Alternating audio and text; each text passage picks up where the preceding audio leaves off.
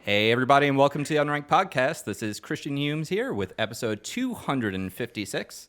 We have Alex Marinello. Yo! Tom Caswell. Howdy. And special guest, the senior gaming editor for Input, Ryan Houlihan. Ryan, welcome to the show.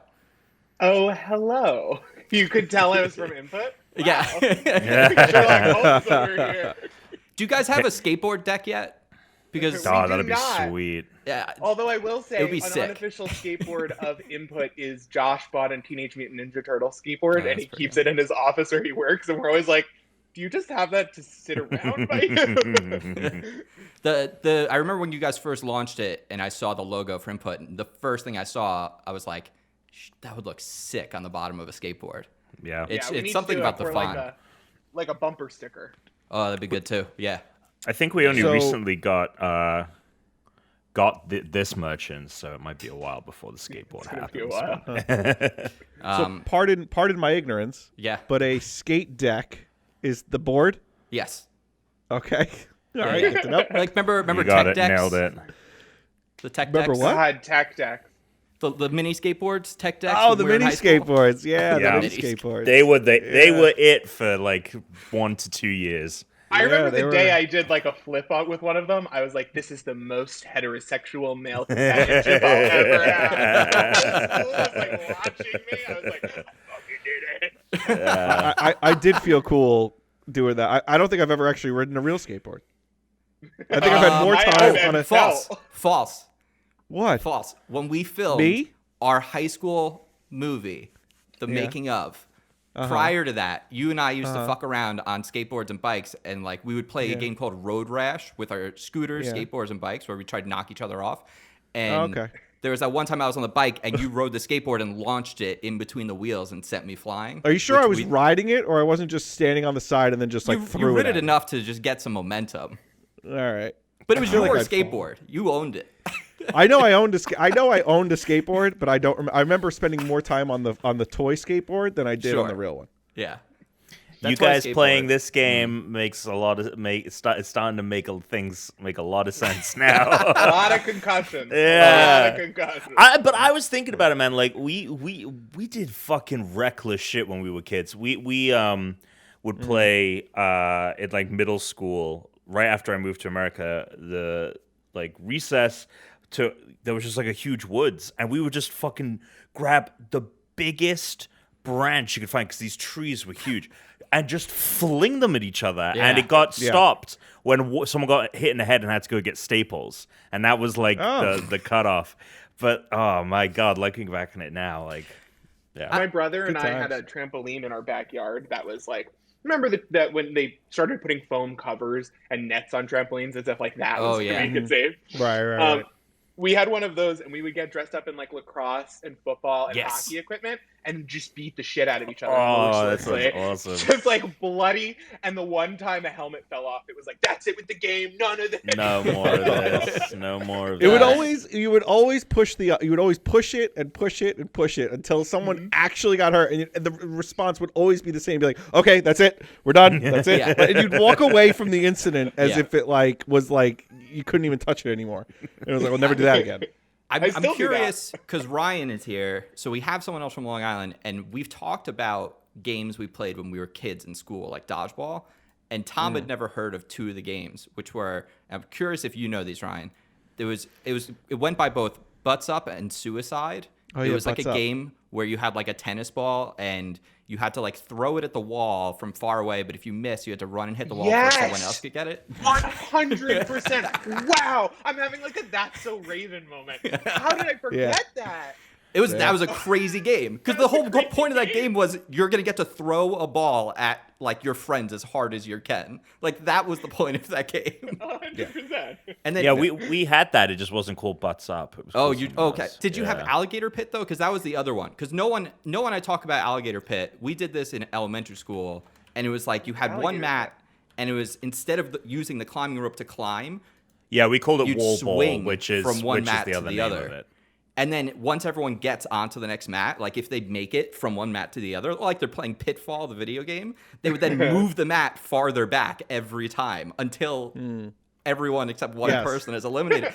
Right. People like would sprain their ankles. Someone like broke their leg once, like because you'd get to the point where you'd take the rope, run backwards to gain momentum, jump up in the air, and then like let go of the rope so you could fling yourself onto those mats. Don't remember that one.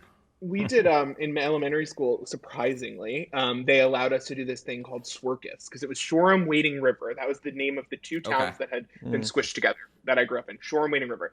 So then That's a Long Island name. Yeah. Yes. SWR Circus, which got shortened to Swerkus, which was at 8 years old, I was like juggling while like walking on a ball or whatever, and like they had us like swinging from the rafters, and they were like, "It's for the presidential fitness test." And I looked back, the presidential, what was Bill Clinton assigning them to do? Obviously, Bill Clinton do the fucking presidential fitness test. Let's see him fucking do it. Let's see Trump do that. Yeah.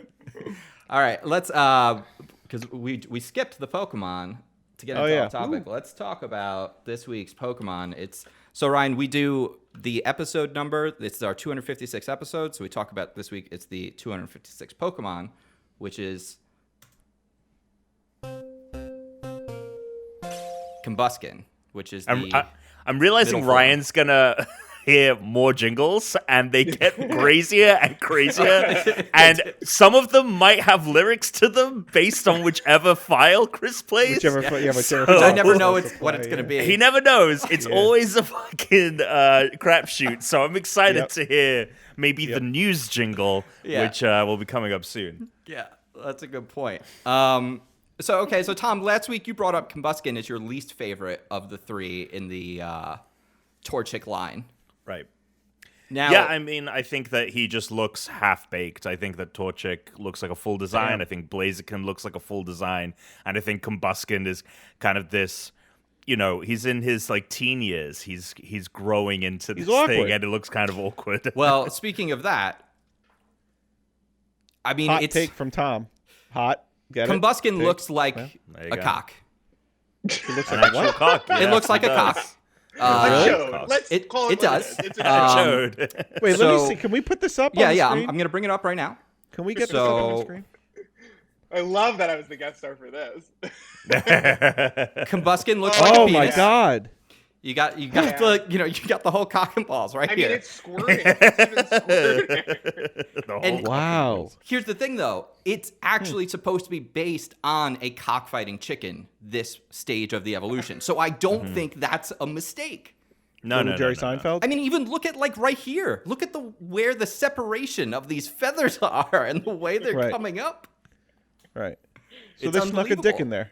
They snuck a dick into Pokemon. They absolutely did. I mean, you hear about this shit all the time about, like, all the shit that was, like, in our childhood. It was like, that they wrote Sex in the Stars and Lion King, and there's outlines of something in another thing. Like, it's very possible.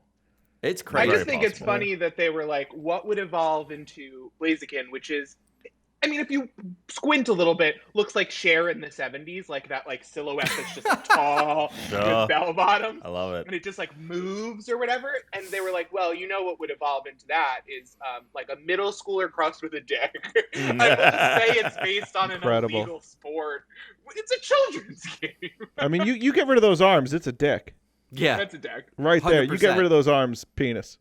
This was something I didn't notice before, and then when I did, I was like trying to find a fact about this one, because last week I came up with nothing, and then as I looked into it, I found a lot of people talking about how it's straight up based on a cockfighting chicken, and that's why it looks like one, and it is. I'd never heard this in like all my years playing Pokemon obsessively. Never came across this fact, but it is irrefutable looking at it. No, absolutely. Well, my first thought when I saw it, Combusken just now, was like, oh, that kind of looks like the mascot for a chicken place that, like, as a vegetarian I wouldn't go to. Sure. But I would smell it and like my mouth would water or whatever, and now I know why it looks so appetizing. Fried Combusken. This is the first time that I'm not the only vegetarian on the show. I had that Ryan, mouth-watering experience this weekend. I came downstairs, someone was grilling like steak nearby, which is like the only food I don't have it like an analog for yet. Yeah. And No, that's came- me and bacon. I Yeah. literally can walk down the street in Yeah. New York, and if a bodega's That cooking one, bacon, too. like my day's ruined. Ryan, how long have you been a vegetarian? Since I was like 9 or 10, I just Oh, never shit. really. Wow. I never really liked meat. I never like ate Oh, a lot wow, of it. okay. Yeah. I also like really liked having a cause. But mainly my dad. Yeah. My dad lied to me when I was a kid and told me that chicken nuggets grew on a bush. And then when I found out that wasn't the truth, that was devastating. Oh man. So 9-year-old me, it was a perfect storm, and I never ate meat again. Boom. Well, if you've There seen it the is. video of how they actually make chicken nuggets, it's disgusting. So I eat it anyway, but it's disgusting. Yeah, I fucking chicken nuggets so good. We did a nugget power hour, Ryan, Oh where we my all had God, to eat Ryan. 60 nuggets in 60 minutes. I did the Holy shit. new nugs one. Yeah.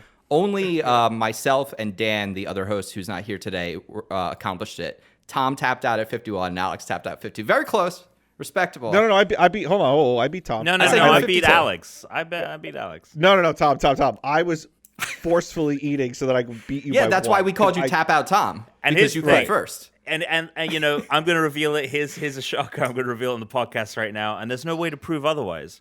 I knew that Tuna was pushing beyond his limits, Oh, totally. and Oh, yeah. but I Hundo knew that he would never tap out first. Yeah. But I could see in his eyes he was on the brink of death. So I took one for the team. You saved him. And I Totally. tapped out at 51, Oh, wait, now you're and then he fucking tapped out at 52. It is irrefutable. Wow. I could have gone Wow. further, but for Tuna's yeah, sake, you want to put that on your I- epitaph? Like what the? yeah, it's heck is going on go- my yeah. gravestone, You bitch. go on your gravestone. Tapped out You at guys will have to 51. do a rematch with like a milk challenge. Ooh. I could do like an Oh, ice Ever done cream. the my milk God. challenge?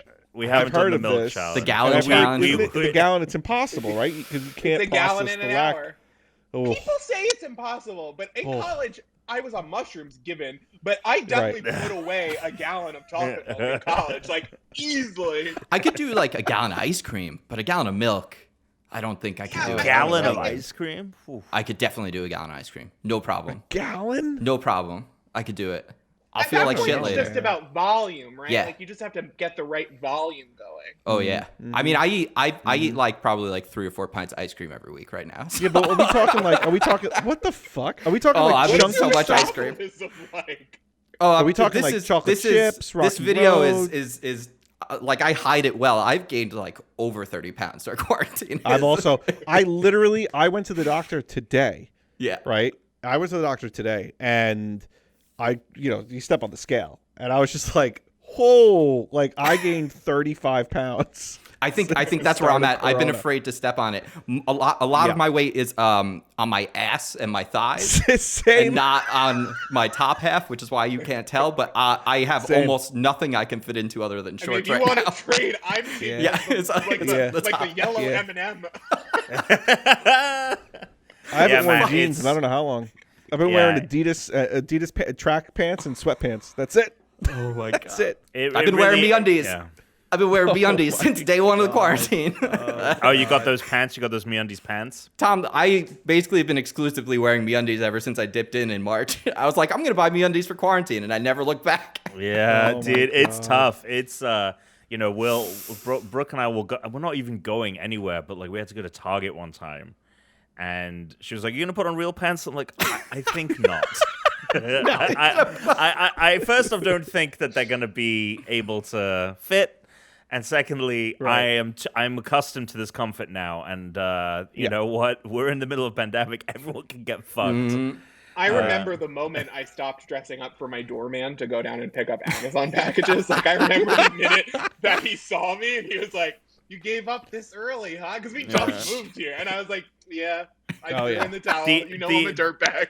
The radius of blocks that I wear slippers to is ever increasing. It's like Dude, one same. street. I own so many Same. slides now. It's unbelievable. Same. I wear the slippers out now. We went Yeah. to Home Goods to get decorative. We went to Home Goods to get decorative Wow, fucking pillows. I haven't done that. I haven't done. I've just Somebody gone to like the needed- corner store or the Tom, hardware store around Tom. the corner. Tom, Yeah. someone needed He didn't have a choice. I don't have a choice He had in no this say bad. in the matter. I'm not saying that you going to Home Goods is a problem, but that level of commitment. going out. To wearing the slippers to that place. Oh, I looked like a total bum. I looked like a total guy who has no care in the world. It's about what he easier to looks get like. away with it here in New York, especially in the city. People judge what you wear way fucking more. In LA, like a lot of the richest people look like they're homeless. Like they wear dirty clothes all the time. Like whenever I leave New York, I'm shocked. I'm like, are we all going to a funeral all the time? Why are they in a black suit? yeah. I it's so don't know funny. what it is.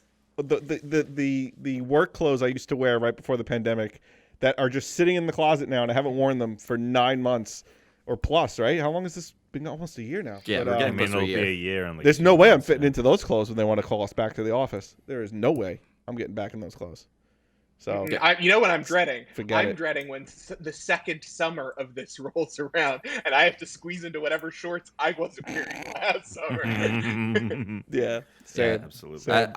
I was just thinking the other day, like, boy, I'm gonna get that shot soon, and I'm not ready to actually re-enter the world. It's like I don't 6 months is not enough time for me to lose enough weight to wear real clothes. So.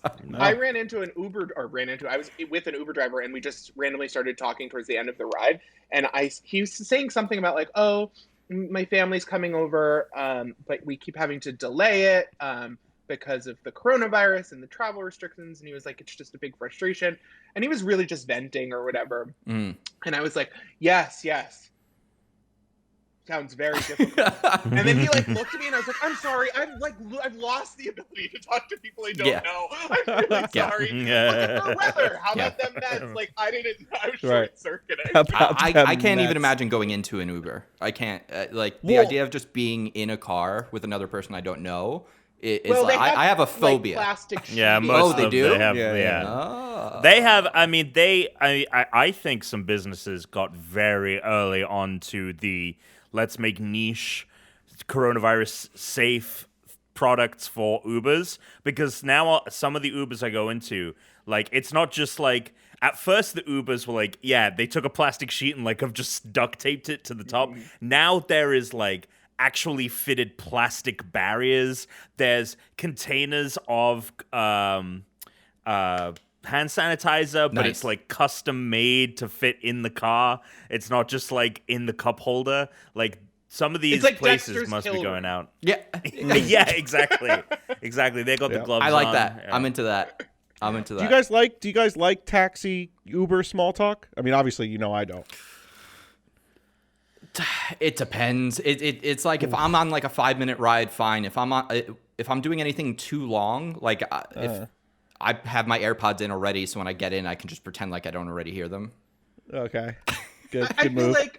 feel like if I randomly end up talking to an Uber driver, I've never had such a horrible experience where they were like, so I've never been caught, but I'm a serial killer. Like I've always had someone who's like generally nice, but I try to signal with every fiber of my being at all times that I don't want anyone to talk to me ever. Like, and that's throughout Same. life. So when I'm going Me into too. an Uber, I've got AirPods in, my hat is pulled, and then when they talk to me, I'm like, oh, I have a procedure, I can't hear for 2 days. Like I'll make shit up. I don't want to talk, and it's not. I'm not like trying to be rude. It's just I know they're having this conversation for the 100th time that day, and then I feel all this pressure to make it original for them. So I'm like, you ever hear the urban legend of the alligator that lived in the like? I'm like making shit up for them and like telling jokes, and I feel bad that I overdid it. It's a whole like trying to entertain Larry David. I end up if an Uber driver really starts talking to me, sometimes I like talk too much. Yeah. And then like, especially if I've been drinking, obviously, which is usually when I get in an Uber. Is when Would you just start complaining about random shit? You're just like, so No, was I at Dunkin' start, Donuts yesterday, and yeah. And then eventually, like, I get out of the Uber at the end of one of those episodes, and I just think to myself, just shut up, dude. Like, just stop telling everyone everything. Just, like, lay off the fucking alcohol, you idiot. A large portion of my life is spent in the shower going like this. Because I remembered something embarrassing I said to them, and I'll never see it again. Oh, that's me every night at 2 a.m. I'll just remember something I did. Dude, I'll never forget. This memory keeps playing in my head. I was in class in law school, and I was fucking around on my phone, and a song from Dire Straits came on my phone and blasted on my phone, and everyone looked at me, and that memory, it like plays over in my head how embarrassed I was over and over and over. It was the most embarrassed What a I've ever simple been. life you lead. This is the memory that haunts you. It is a memory that haunts me. I don't It's so remember embarrassing. if we brought this up on the podcast, but speaking of embarrassing and Uber rides, the best Uber ride I've ever taken was there with Tuna. We were getting picked up at E3. We were getting picked up from Chris's place to go back to our. I think this was the last time we were at E3. It was 2019. We were getting picked up. And remember, we got on the Uber, and I forget what song he put on, but he put on a song, and the Uber driver started singing to it at full volume. And remember, we were just trying so hard not to laugh. Yeah. At, like, the most I've ever tried, the hardest to not laugh at something. Like, That's such an LA And it thing. just- the guy's it just hoping that made he's it going to get so recognized. That's what that is. we look like producers, too. That's what that is. Or it's what I call wedding day Halloween syndrome, which is that people, regular civilians, very rarely get the chance to perform. So when things like weddings or their birthday or karaoke or Halloween come around, they overdo it so much. And it's like, my special day. It's my day. I get to, and you're just like, just take up slam poetry so I don't have to deal with you. Yeah, that's fair. Like the people, like when they only drink on holidays and then they just get plastered, and it's like, you're going way too hard. Just dial it back and do it a little bit more often. Slow down. Get a drinking problem. Be a functional alcoholic. Like Exactly. It's probably not worth actually going into, but I do want to briefly say I went to one of those. I apparently have that Amazon Fresh robot store right down the street from me, and I didn't know. Really? And I wish I had known for the last like 6 months since we moved into this house, because it's magical during a time in COVID to not have to. Like, I always feel bad when I'm in the grocery store and then I have to, like, touch everything and put it on the register. It's like I've touched everything twice and then I'm handing stuff. I'm like, I feel bad for the cashiers. And this was amazing. It was like I scanned my phone.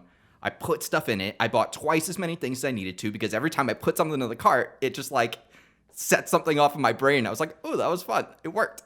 And it was like, I put in, like, I got a vegetable. I was like, well, I have to try the weight. You're like it has a completing built-in quests. scale. So like I type the button in, I put it in, and it automatically weighs it and like puts the price in. I tried pulling stuff out, putting it back in, and it would just remove it. You're add getting it, like remove you're it, getting add dopamine releases. It was amazing. On this. It was amazing. You're getting dopamine releases. Jeff Bezos got you by the balls. He totally got you by does. the It's He's awesome. got you by the Say, fucking balls. everyone's so suspicious of Bill Gates. Meanwhile, every move Right. Jeff Bezos has ever Right. made led up It's- to this pandemic. it's- We should it's be so worried bad. about Jeff Bezos. It's so bad because it's like, God, I want that company to be broken up. But every now and then they come out with something. I'm like, fuck, this is awesome though. Like, this is really cool. Like, this is probably like 5 different companies that they just like absorbed and made them like do their bidding. And we could have gotten here probably organically, like maybe like later on. But boy, is it fucking cool. I mean, Amazon is a company that I spend all day at work, like, railing against and documenting their many misdeeds and tweeting about, like, labor violations. But the minute I get stoned, I'm on there and I'm like, Sonic the Let's go. Hedgehog merged. Yeah. I mean, it is amazing. I ordered It it. is. Comes the next day. Come It on. is. It's incredible and so evil. I hate It it. is. But I love it. All right. I want to start talking about games, if everyone's cool with that. this Alex, is a I know gaming we got rid of the podcast. games jingle, but just because Tom brought it up, I'm going to have to play one. Right. Okay. Games! I love games! Hell yeah, I love games! Let's talk about games! So a little Which is what it context. sounds like in my brain. Right. So a little context. We like the background music was the jingle forever, and then we had a power hour. And what we do in our power hour is we have like a wheel of doom. And so every person has to spin it, and we each get 15 things that the other people have written that they have to do. So you take a shot, and then you have a minute to do your task. And Chris came up with the beautiful idea one time of making each of us sing lyrics to the jingles that we have. So that's why that exists. It's one of my favorite things we've done, if I'm being honest. I don't know where you want to start, Tom. If you want to kick it off with the medium, and then I'll chime in, because I know you put a whole review out, or if you want to talk a little bit about it, because I think we have slightly different thoughts on it. Did you play the medium, Ryan, or did you just watch it? No, I played it, Okay. and I watched a playthrough that my husband Okay. did. Yeah. So that we could start with the medium if you want. If someone Yeah, I wants mean, to I kick think it off that's there. the big release of the week. The Long Island medium, or No, but it definitely that has would have like, been a great game. yeah. It might be the no. title for this week's episode, though. You're like in a supermarket, and your hair keeps getting bigger. And right? Your hair keep exactly. Yep. Yeah. There is Yeah. there is some hair changes with the whole dual reality stuff. Yeah, so the medium, I liked it overall. I thought that the hook of it, which is how they marketed it, was this like dual reality gameplay. So it's set in late 90s Poland. You play as this clairvoyant, and she is called to this deserted resort in like this beautiful forest, or once beautiful, I guess. And the person there knows who she is. She knows what they're capable of, and so that's the mystery as they go there and kind of uncover the things that have happened there, and it ends up tying back into her own life. And the hook is that it is there's this dual reality. So at points the character exists in the physical world, or she'll exist in the kind of realm of the dead, like Lost Souls realm. It's kind of ambiguous as to what it is, but it's basically like It's the world between worlds, because it's Right. Because that's not where your end point is. That's no, like because where you go. she in helps between. people leave Yeah. that area, right? Like she soothes their soul and passes them on. But It's the other God's waiting room. exactly. But at the same time, she can exist in both realities at the same time. So you can be walking around and you'll see it's like split screen. You'll see the mortal realm on the top or the left. Sometimes it's split screen that way or that way. It's a Nintendo DS game. It's a modern Nintendo Sure. DS game, right? Yeah. Like I kept this is a telling mechanic people we would have had. It's Mario Kart if it had really good graphics. It's the same like technology. But it is the hook, that hook and all of the powers that she has as the medium. I found that to be like the least compelling element to it. I was way more invested in the story and the characters, and I only got more invested as it goes on. And I think that overall the storytelling is really strong. If it does lean into a lot of tropes, like there's the creepy little girl, and there's the guy in a wheelchair, and there's like.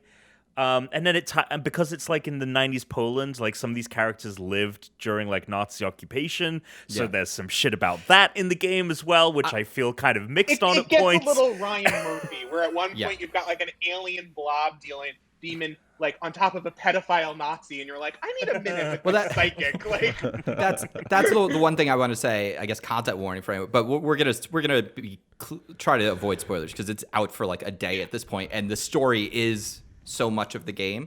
I find it like Tom, I totally agree with your opinions on it, but I actually like feel almost the opposite on a lot of it. Because for me, yes, I agree that the story was the important part, but I found the first half of the game way scarier than the second half and more interesting because mechanically most of it is very simple. Like you don't have a lot of like choices, very simple. which it's inherent. Like if you have a horror game, just like horror, like you kind of have to have a lack of control. Like having a lot of control in a horror game kind of makes it not scary. So it's 100%. like not being able to control the camera angle. That's one of the things that like you already can't like look away. Like the screen is going to make you look at whatever you're looking at. You know, you can only do so many things.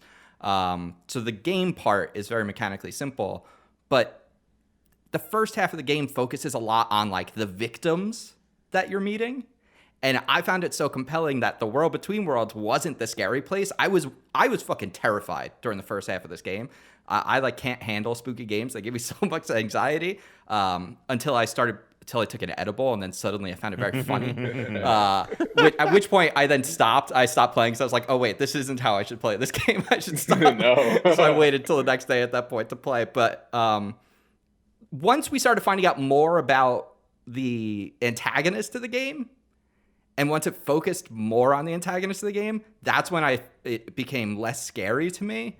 Because it's just like, once you kind of like look behind the curtain, you know, it kind of loses that. And to me, the trope that I found the most bothersome was the whole like kind of like any kind of like pedophile trope things, or like, you know, like victim becoming, you know, that I don't want to really give anything away, but it's hard to watch children suffer. Yeah. in any medium, pun intended. Right. And I would say this game goes to specific lengths to like make you uncomfortable with children's body horror, which like yeah. I was already Jesus. uncomfortable with. Like I didn't need you to like set it up or whatever. Don't kill the lily. Yeah, I agree a lot with what you said. I think the first half of the game I think was so magical because the visuals are stunning. Like they're it's a based beautiful on game. surrealist When it Polish when it art. loads, when Yeah. the visuals load, because some screens I'm like, this thing isn't loading properly. yeah, There's some I didn't texture have that. streaming that's like Yeah. My performance was really good, except I would have frame hitching. Like mine would jump frames suddenly, but like I wasn't having like the pop in and stuff other people were talking about. Did you have the issue where you would move to another room, or Marianne would move to another room, but you would stay in the room you were in, and you were like, I don't know if this is a bug or if the camera's not supposed to follow her there? Like, I had no frame, and it got more buggy the longer I played. Oh, interesting. By the time I was at the end of the game, Yeah, I didn't have any issues with that. I was having a camera bug that meant that I couldn't see what I was supposed to do, Yeah. so I would immediately die and then loop back into it saved with a camera bug. And then at some point I just started like doing stuff, and eventually like it like I escaped or whatever. But I was like, this is not polished. But I will say in my review I said that which is on inputmag.com, that the Plug game that. itself, it's pretty good. It's fine. If you like Layers of Fear or Until Dawn, you'll have a perfectly good time. But what's fascinating is that because of Game Pass, it like doesn't need to be amazing. It just Yes. like Netflix. It just needs to be good enough for you to like fill 10 hours. That's like, so good. Mhm. That's such a good Bridgerton's the analysis. most watched television Mhm. show of all time on Netflix, and like I don't want to spoil Bridgerton for you. It's a lot of fun, but it's no like Mad Dude. Men. Dude, Bridgerton. So my wife and I watched it. It's all right. It's fine. You know, it's fine. It is I haven't watched it yet. perfectly It's fine. good content. It's fine. Is it art? It's fine. I don't know if it's art, but it's Right. definitely content, and that's what I'm the with medium you feels like. in that and way. I kind of like that. I want to Yeah. see Yeah. like I want to see like 50 games that would have had the budget of that takes the budget of 3 AAA games that are maybe 5 hours long, but are these weird one-off stories and art styles that never would have gotten greenlit. Like to me, that's so exciting. So I don't care that the medium sucks because I didn't really pay for it. I would download it on Game Pass. Well, you know, it's interesting that you bring up Bridgerton because I kind of had the same feeling about Bridgerton. I was like, my wife and I agreed. We were like, yeah, I mean, it's good. But to your point, it's good enough where I'm like, okay, like Netflix put this show out. I have Netflix. I liked watching it enough that I'm thinking to myself, good on you, Netflix. You're going to keep me subscribing to this. Because if you keep putting out stuff that's like, it's no Downton Abbey. I don't know if you ever watched Downton Abbey, Ryan. I But, did. oh, It, give me a break. but like- Yeah, like exactly. Night and day. Downton Abbey, honestly, is in my top 5 shows of all time. But anyway, but Bridgerton keeps me on Netflix being like, yeah, you know, it's good enough. it's All right. It doesn't have anyone's favorite show, but it has a show for everyone. It's that's so a good. it's yeah. It's so funny, Tuna. The way you described that is a tweet that came out around the time Bridgerton was coming out that made me laugh because I was kind of Brooke had been watching it, so I was kind of like half paying attention to the show. And the tweet was like, I don't know if Bridgerton is a good TV show, but it is certainly the best TV show I have ever seen. And just like, you know, like I mean, people have looked into this, right? Like Netflix makes algorithm content. Like they know they are so tuned into what people like that they make shows based on just like what pleasure centers they can hit. And like Bridgerton was something that did that. And I in a way, I think like the medium does have interesting because it feels like the Stranger Things, especially with like the, you know, this is very like the upside down world. Like, yeah, this is just kind of like a tropey.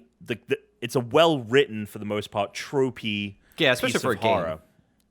Especially for a game. Yeah. And one of the things that it's interesting you say you were scared, because I wasn't particularly scared, but I found like the mystery actually to be more scary and how all of these characters are connected. And one of the things I really liked, particularly about Marianne, was that she was very comfortable with her role as the medium. We see in the very beginning, she's with her. It's like right before her adoptive father has passed away, and the first glimpse we get of her using her powers and helping someone move on is her helping her adoptive father move on from purgatory to the afterlife. and she's not fazed by any of it. No. And then when she gets to the Neva Hotel and she meets Sadness, right? Who is the young girl that is in the rest of the game. You know, it's meant to be like the spooky young girl. Oh, and here's the other thing, Tuna. All of the people, they have like these masks, like these white ceramic masks, so you can't really see their face. So there's like that creepiness factor too. And so it's this little girl, she's missing an arm, she's kind of like infected, like there's this like weird kind of floral design thing happening, but it's all dead. It's like a fungus. Mask. Yeah, it's kind of, it's like in The Last of Us, like the fungus kind of design. And but Marianne has like this banter back and forth with her and is making jokes and like is very comfortable with her role.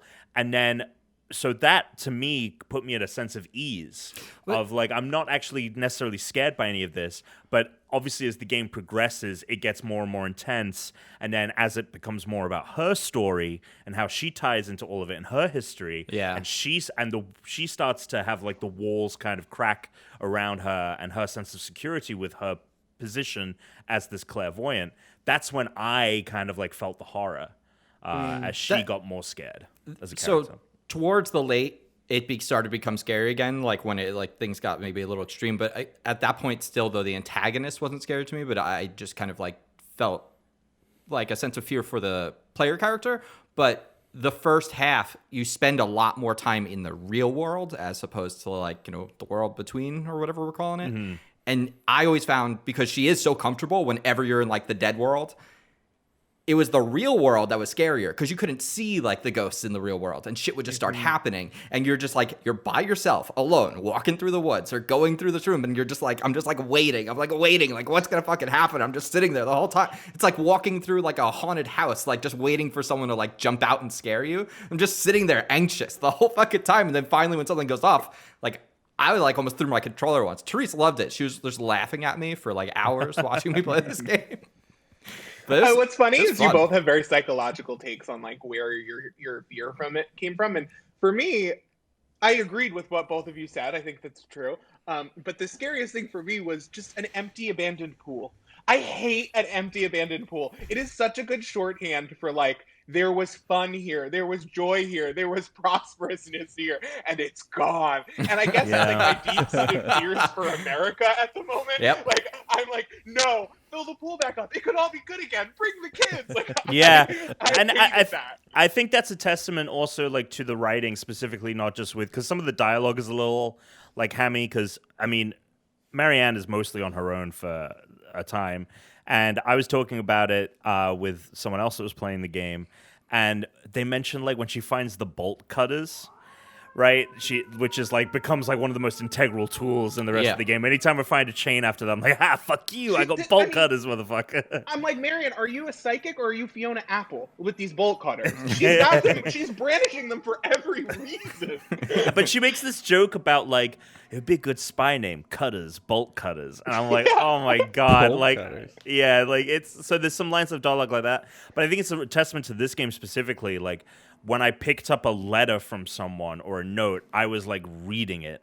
And oh, definitely. There are so many games where it reminded me of Control, not only in the aesthetic sometimes, but like Control was a game where I pick up something, I'm like, I need to know what happened to this character, what happened in this lore, what happened in this world. And so that's where, for me, like, anytime I found a new letter, I was like, oh my God, I am dying to fucking read this. I will say, as much as I complained, I think in my review a little bit about it, it needs to show, not tell. Like, I wanted the character to be the one making the events happen rather than just discovering them. Sure. But I will say, the reason that it pretty much works, you're right, is that, like, the environmental storytelling, the writing stuff, the music, the sound design works so well to create this like cohesive, immersive space. Which, you know, and getting me to read documents in a video game is very hard. Like, I'm the guy who like I mean, I feel Same. guilt, but like when I'm in Skyrim, I'm like, all right, like I got enough. Forget it. And it's, Well, and unless it's and Grimoire. You give me some Destiny Grimoire. Oh I'll my be there all god, the Grimoire cards. time. The only other game in recent memory, that has made me read is Valhalla. But the only reason I read stuff in Valhalla is because it's a post-it note size. It's like huge Right, it is font not and it's long. one paragraph, and it's just like, oh, the Vikings invaded last week. Hope we don't see them again. And it's like, Or actual it's telling you murdering where there's all like a of treasure these chest. fucking clergymen. Tom's Yeah, out exactly. here being like, I read a lot when I play Scrabble. Exactly. This is the last thing I have to say about it, but I like the puzzle solving, like of reading the mystery stuff, but that was actually for me, and I meant to do it, and I feel so bad that I forgot. But I forgot to make my review color bar. I'll have to post it on Twitter. Oh, yeah. I'm making a review rainbow. It's a spectrum. Oh, so right, I that way, forgot about this it's thing. like, so the infrared, if you're closer you are to red is bad, and the closer you are to ultraviolet blue is good. And then also it's the lighter it is, the less like problems there are with the game, and the darker it is. So it's a multi-dimensional review system. Sounds gay. That's pretty gay. Sure. I guess No, it is that's a a good giant idea. rainbow. I mean, it's better than conveying like it's a 7 out of 10.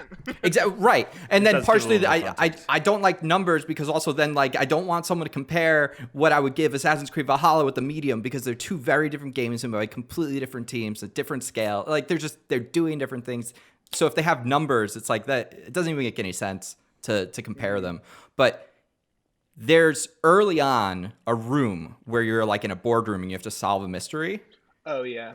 And I solved it well before I did it the way the Yes. game wanted me to. Oh my And god, I was so dude. mad. Ew. I was so mad that the game made me do it the way that they wanted. They made me go and look at like a thing and then go back and look at a thing. And then I spent like 30 minutes in that conference room being like, I know the answer. Like, let me Yes. move forward. Yes. And that was the one. That was when I was kind of like, oh, they took away just a Big little tracker. bit too much control from me because Yeah. now I feel almost like it's too guided of an experience. Because one of the things is you have to know the net, like to help people move on. You have to know a name, right? You need Yeah. to know the name of the person. Yeah, it's like Death And Note.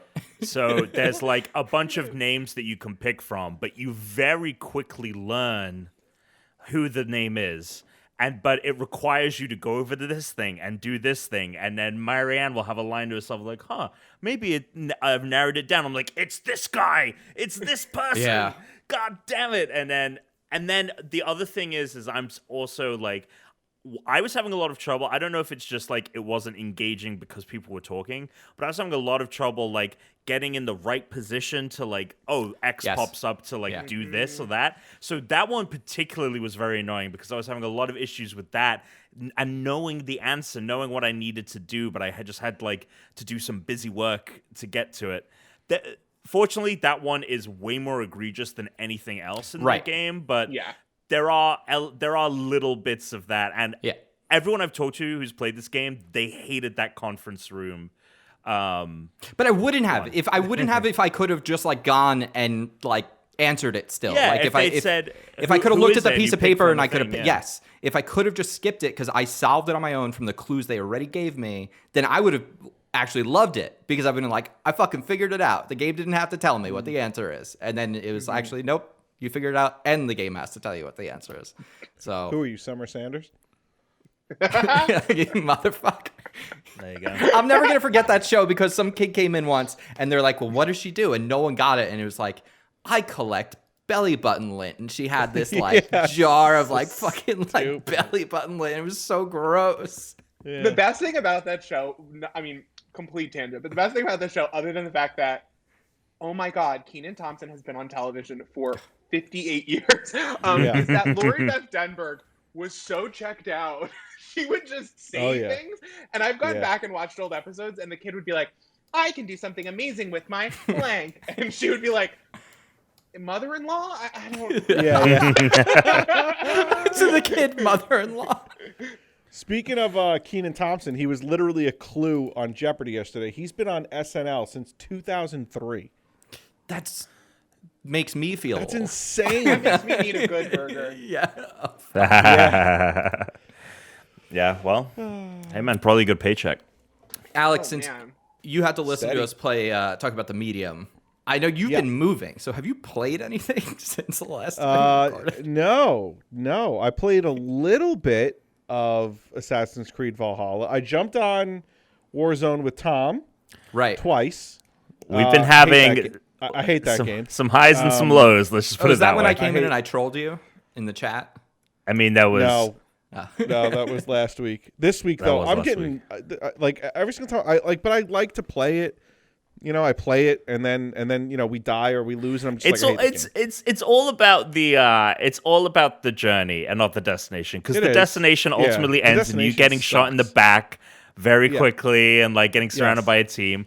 But Yeah. the intense excitement of surviving is awesome. Yeah. And then if you do ever get the jump, I remember Tuna one time.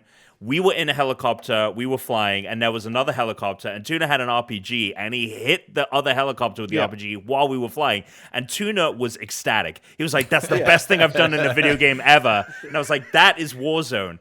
90% of the time, it's misery, but 10% of the time, it's the coolest fucking shit. That's like Alex with every game we play, and until he decides he doesn't want to play it anymore, and then he just remembers the 90%. It was like when we played PUBG, he was fucking knee deep in PUBG. He loved he PUBG. was. When Alex was playing Dead Cells, he couldn't stop talking about Dead Cells. Now he Dead pretends Cells, like he I've never played it. I've never played this game. I've never played Dead Cells in my life. I don't know You've what played the it. fuck you're You've played talking it. about. Never played it. All right, I have to do something, Tom. This has been the year of corrections for me. So far, I was wrong about not liking Schitt's Creek. I'm now rewatching it for the second time. You're the second person that has said that to me in like 2 weeks. It's so good. Which is It's so good. funny because I told you Schitt's Creek like a year ago. I was Schitt's Creek is great. And so many people have been telling me for nonstop, and I tried to watch it, and I just couldn't get past like the first episode. The first few episodes are That was- rough, tough stuff because you're They are changing. rough. I hated you're them. changing I hated gears. them. You're expecting 30 Rock, and it is not 30 Rock. Yeah. Like it's a Right. different. It's like a Right. Christopher Guest sitcom. So Yeah. that show is so good, and now rewatching it, I just rewatched scenes. David just met on Patrick. YouTube. And it's so good. There's scenes on YouTube I'll rewatch. What was the other thing that I was wrong about? I was wrong about a couple things, but Tom, I looked it up. Alex has not played Dead Cells. Yeah, thank you. I very much. checked our achievements, so I I love figured how out. you have to check instead of me telling you that I've never played Well, this could he game. have Well, you played get stuff it? wrong Could all he- the time. Wait. Couldn't he have played it on his Nintendo I Switch? never No, played he wouldn't this do that. game. Do you? Well, the only way to confirm is if he gets his Switch and goes to his library, and if it's in his library, he's played it. That's also Well- not true. My backlog is so insane that you'd be like, "Wow, this guy's got a lot of time." Oh, That's sure. fair. Sure. I realized what it was, Tom. That year there were two indie games I wouldn't shut up about. It was Dead Cells and it was Into the Breach. And he finally played. You played Into the Breach. That was the game, right? That you played. No, I didn't Alex? play that. No, I Well, didn't- what the no. fuck? Then he played Dead Cells. Turns out Tuna's I never didn't play played that a video either. game. Then he just don't- lied. I Then don't he even know came what on I'm the doing on show this and he podcast. said he played it so that I would shut up about it. That's what happened. No, I He's think like, I said "Who's this I Mario character?" Yeah. I downloaded- Mario Kart. right. I hardly I know. her. downloaded Into the Breach. I never played it though. It's so. All right. Well, Dude, what do you want from me? I got Speaking of- things going on. speaking I got of a life to live. Yeah. Metroidvania style platformers, Cyber Shadow is the total and complete opposite of the medium, in which the story is very bare bones and it's fine, but it is this incredibly precise mechanic heavy game that is so fucking good. I almost binged it in a single night, but then I was too tired to keep going, so I hit a wall around the 5th level, and then I had to go back to finish it. I'm gonna probably 100% this game. It's Whoa. so good. The thing about it is it's kind of like it's got bits of Mega Man, it's got bits of Metroid, it's got bits of Ninja Gaiden in it. So it's pulling all these ideas. It doesn't do a lot of new things, really. It kind of just does all of the old things in the best way. There are RPG mechanics that wouldn't have necessarily been quite that's there, how I like feel- with the way the that's- upgrades go, but That's how I felt about Shovel Knight, which is Yes. a game that everyone was getting on my shit to play. Yes. And I was like, fine, I'll get around to playing Shovel Knight. And I was waiting for something unique to happen. And I'm like, this is just a very competently made game, but Yes. does nothing, which is not a problem. But, you know, I feel like if you were to go back and sounds compare it to the about games correct. that Sounds about it's right. based on, you'd realize it does a lot more than those because it takes kind of Sure. a lot of things from different games and like some newer elements and kind of retroizes them. But because we've seen all of them before, it doesn't feel new. But if you were to like put it next to Metroid, you'd be like, oh, this does a lot more than any one of these games does on its own. But it's hard. It's a hard game. Oh, interesting. See, I downloaded Yes. it because I was like, I have to play this. I'm definitely going to play this, and I can't wait. But part of me thinks like I shouldn't play it until I can put like a weekend into it because I have a feeling it's a game that once I'm playing it, I'm going to be in a like zone mood. Yeah, you like die and you're like, I gotta play this little yeah, thing and you're again, like, I yeah. have to learn this very specific skill that I will forget in 72 hours. And I want to just beat it in one go, having like mastered it, and then just put it down. Because I had a feeling it was going to be like exhausting. I literally have only one complaint about the game, and that is when you defeat enemies, there's a randomness to what they drop, which is like fine. It's like an easy thing to it's just easier to code it that way. It's like maybe you'll get like a health, maybe you'll get like a special ability power up so you can use your special ability, or maybe you'll get the currency, which you can use to like unlock abilities and upgrade your character. But the problem with that is the rest of the game, the way it's broken up, the stages, is like you'll hit a checkpoint. So you don't have to, unlike something like Mega Man, which is punishing if you die and you have to like reset and you run out of lives, you just go back to the checkpoint. You don't lose anything. You just reset back at the checkpoint. So you fuck up like this corridor, you're just back at it. You just keep going through the corridor until you get a little better each time and you get through it. So even though it's hard, it's not punishing because you don't lose anything. And actually you keep like the power upgrade points you get, so you don't have to like you're just racking up currency as you go too, and you're getting better. But the stages, they're really tough, and there's actually like a flow to it. It almost feels like a rhythm game at points. It's not something during like some of the more difficult areas where it feels like you're supposed to slow down and like try and like pay attention to what you're doing. You actually like have to get in the zone and like you just have to keep moving and going. You can't actually, when you stop, That's you end up getting the best hit. part of Sonic is when you get into the flow where you're just it's a blur and you're a blur and you're like, we have melded, it's working. Exactly. Wait, Exactly. Ryan, is Sonic like one of your favorite games? Yes. I'm like okay. an old school fan of it, but I also think I'm bringing it up because I also think it's very, very good at being Sonic in 2D, and then there's nothing that translates into any other genre or kind of gameplay style. And I think it's so specific for that reason that I feel like it's always a reference point for me that every time they've tried to do something new, it's just not as good as like they just landed on a formula that worked. They landed on the ravioli formuoli. Ravioli formula. Do you like the Sonic Adventure battle games? Yes, I enjoyed that game. There's multiple newer Sonic games that I like, but Yeah. they're not. I don't like them like I like Sonic games. I like them like I like Okay. like they're pretty good Mario competitors, you know. Sure. But Okay. Yeah. it doesn't Except feel like Sonic those 2 original though. games. Adventure Battle 2. Sonic Really Adventure good. 2 Battle though. That is a good with the chows. Oh, give Yeah. me that Chow Garden, dude. I want that the Chow Garden. Was fucking- Chow Garden. But yeah, so the thing I was gonna say, the complaint is that you have all this like flow, but then sometimes you get to a point where you're like, oh, I have a ranged attack, and it looks like maybe I need to use a ranged thing, but I don't actually have any more like special power because your standard weapon is just a sword. So unless you have like a special ability power that you can use at the moment, you don't have like a range attack. And then suddenly I may or may not get a special ability upgrade from a drop on an enemy. So like if I already use them up, now to get past this next part is harder.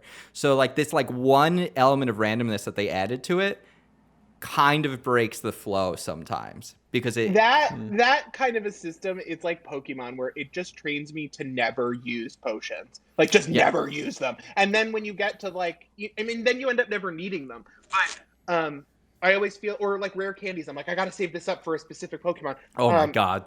I'd end the and I game with hate so many being rare trained candies. To do that. Yeah. Same. I'd be like, oh, not yet. I'm gonna save this for later. Oh yeah, I gotta. What am I saving? And I'm like, what am I saving it up for? Really? I'm gonna when I get a Mew, I'm gonna max it out at level 100 and never play with it. Like, So when you guys play, I highly recommend everyone plays it. It's on Game Pass. I think it probably took me about 6 hours to beat the game, 7 hours to beat the game, 6-7 hours. I haven't 100% it yet, but it's a little more than halfway. I think it's 11. It's like 10, and then a final stage, like overall, the actual zones. It was like around halfway. It was maybe the 6th or 7th stage. It gets very hard, but then your character will finally like catch up to the difficulty level. So like if you start to feel like you're gonna hit a wall, the game is like kind of really challenging you, and then it's gonna like help you move forward, and which is awesome because then suddenly it's like it almost feels like the game is about to become repetitive, and then they're like, no, we're gonna change it up for the final few stages and make it more interesting again. So it's very good. It's very precise. It's fucking the indie games I played this year. This and Carto, the one that I also finished. I finished 3 video games this week. That's awesome. I finished Cyber Shadow, Carto, and The Medium. All of them are good games. It's All of them are on crazy Game the Pass. last year. And maybe it's just because everyone has time or because Cyberpunk 2077 bombed. But everyone seems to be recommending me tons of crazy indie games that like I either haven't heard of or like they're from developers that I love that it slipped under my radar. Like there's so much right now. And it's great, but it's also like I'm like, Microsoft, do you want to make a lot of Game Pass deals? Because I could be spending $12 a day on like this kitty cat platformer will change the way you look at time, and I'm like, all right, here's $12, kitty cat. I feel like I've read that story. That was like, also. somewhere. I feel like Ryan, you could do like anime voiceover. That was really Me? good. Oh yeah, it'd be Yeah. good. Speaking of anime, before we sorry, go ahead, Ryan.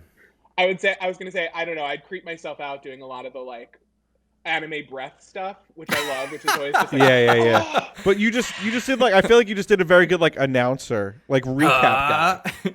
Yeah, like recap guy. Like you could do recap. Oh, like, yeah, that'd be previously on. And that's what you missed on previously Glee. on Lost. Yeah, there you go. Yeah, perfect. Speaking of anime, though, I got a text from Tuna, right?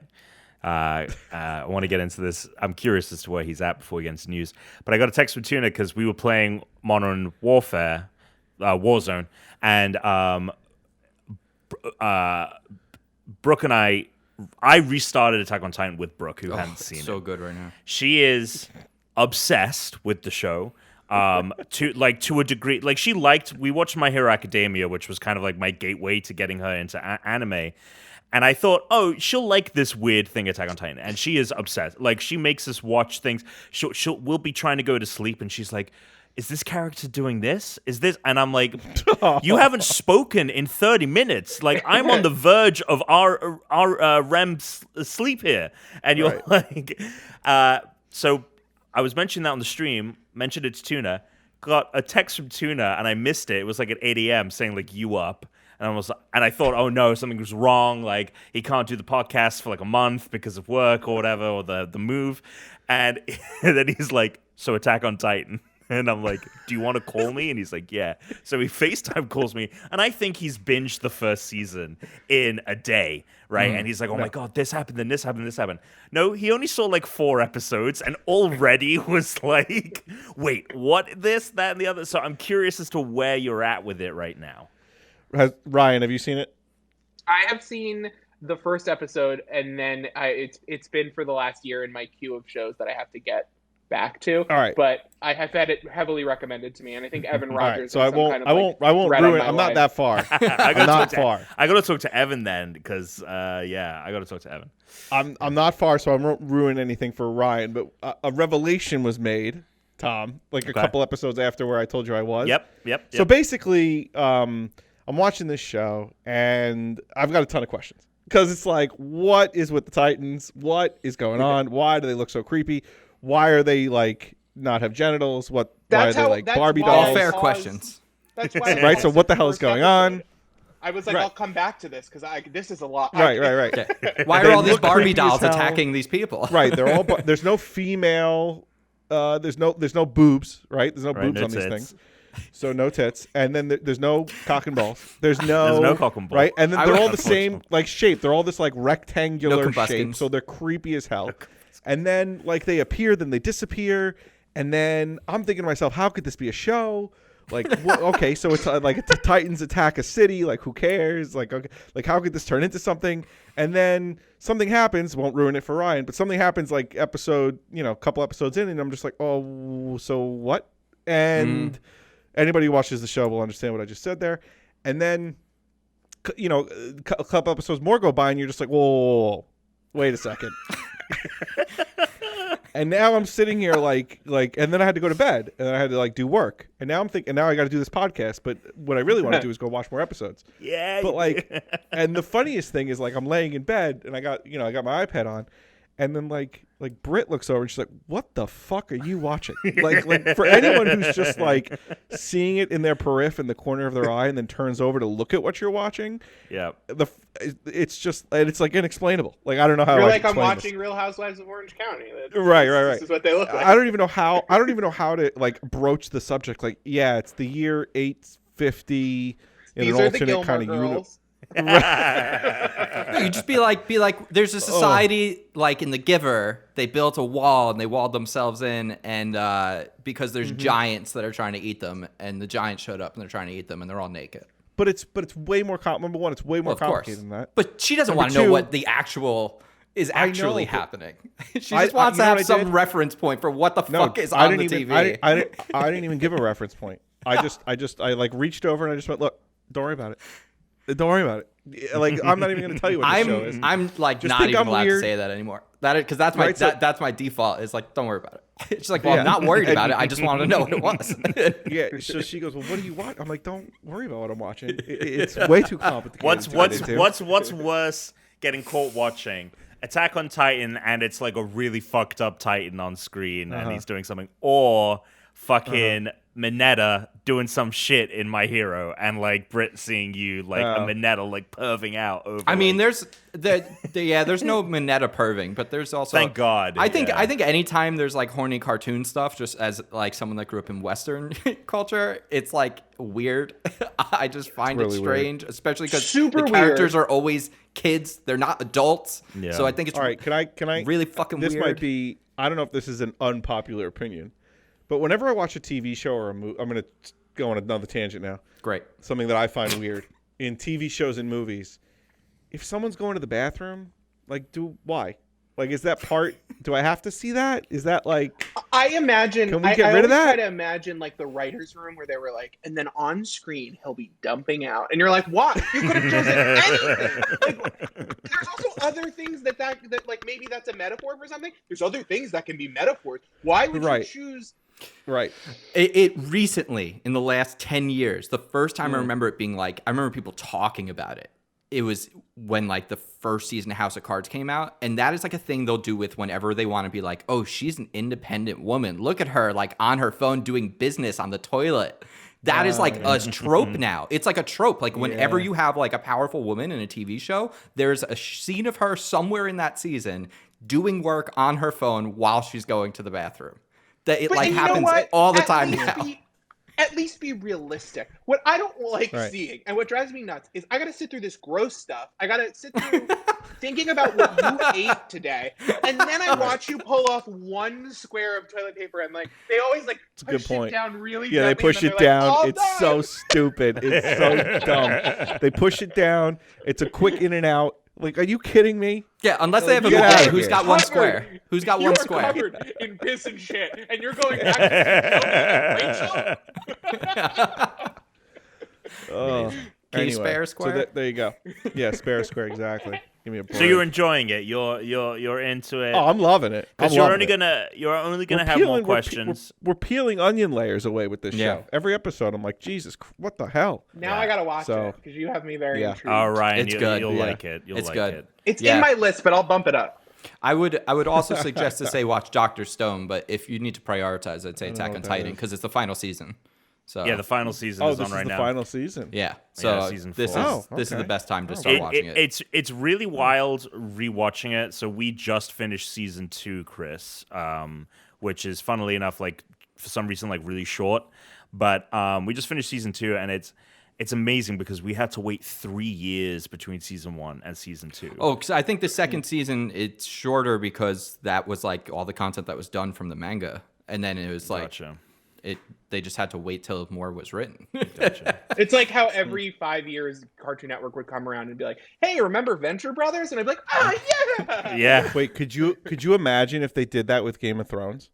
If they stopped at season 5 and they were like, there's no more content. We got to Well, wait. They just till it comes recast out. everyone. Oh my Or they- god! they yeah. recast I mean, you everybody know them, what? and then Probably everyone would looks have. creepy. I mean, imagine if they'd done that. We'd be sitting here thinking like, "Oh my god! Like, when is Game of Thrones coming back? Like, it's been years." I wish- And I it would wish have come we back could've just and probably ended- been pretty good. I wish And it not- could have Would've just been like pretty never good. come back. If it never came back and we were all just like, man, I wish they would have finished that show. It would be better than what I feel about that show. Yeah, definitely. They could have made any other programming choice than the one.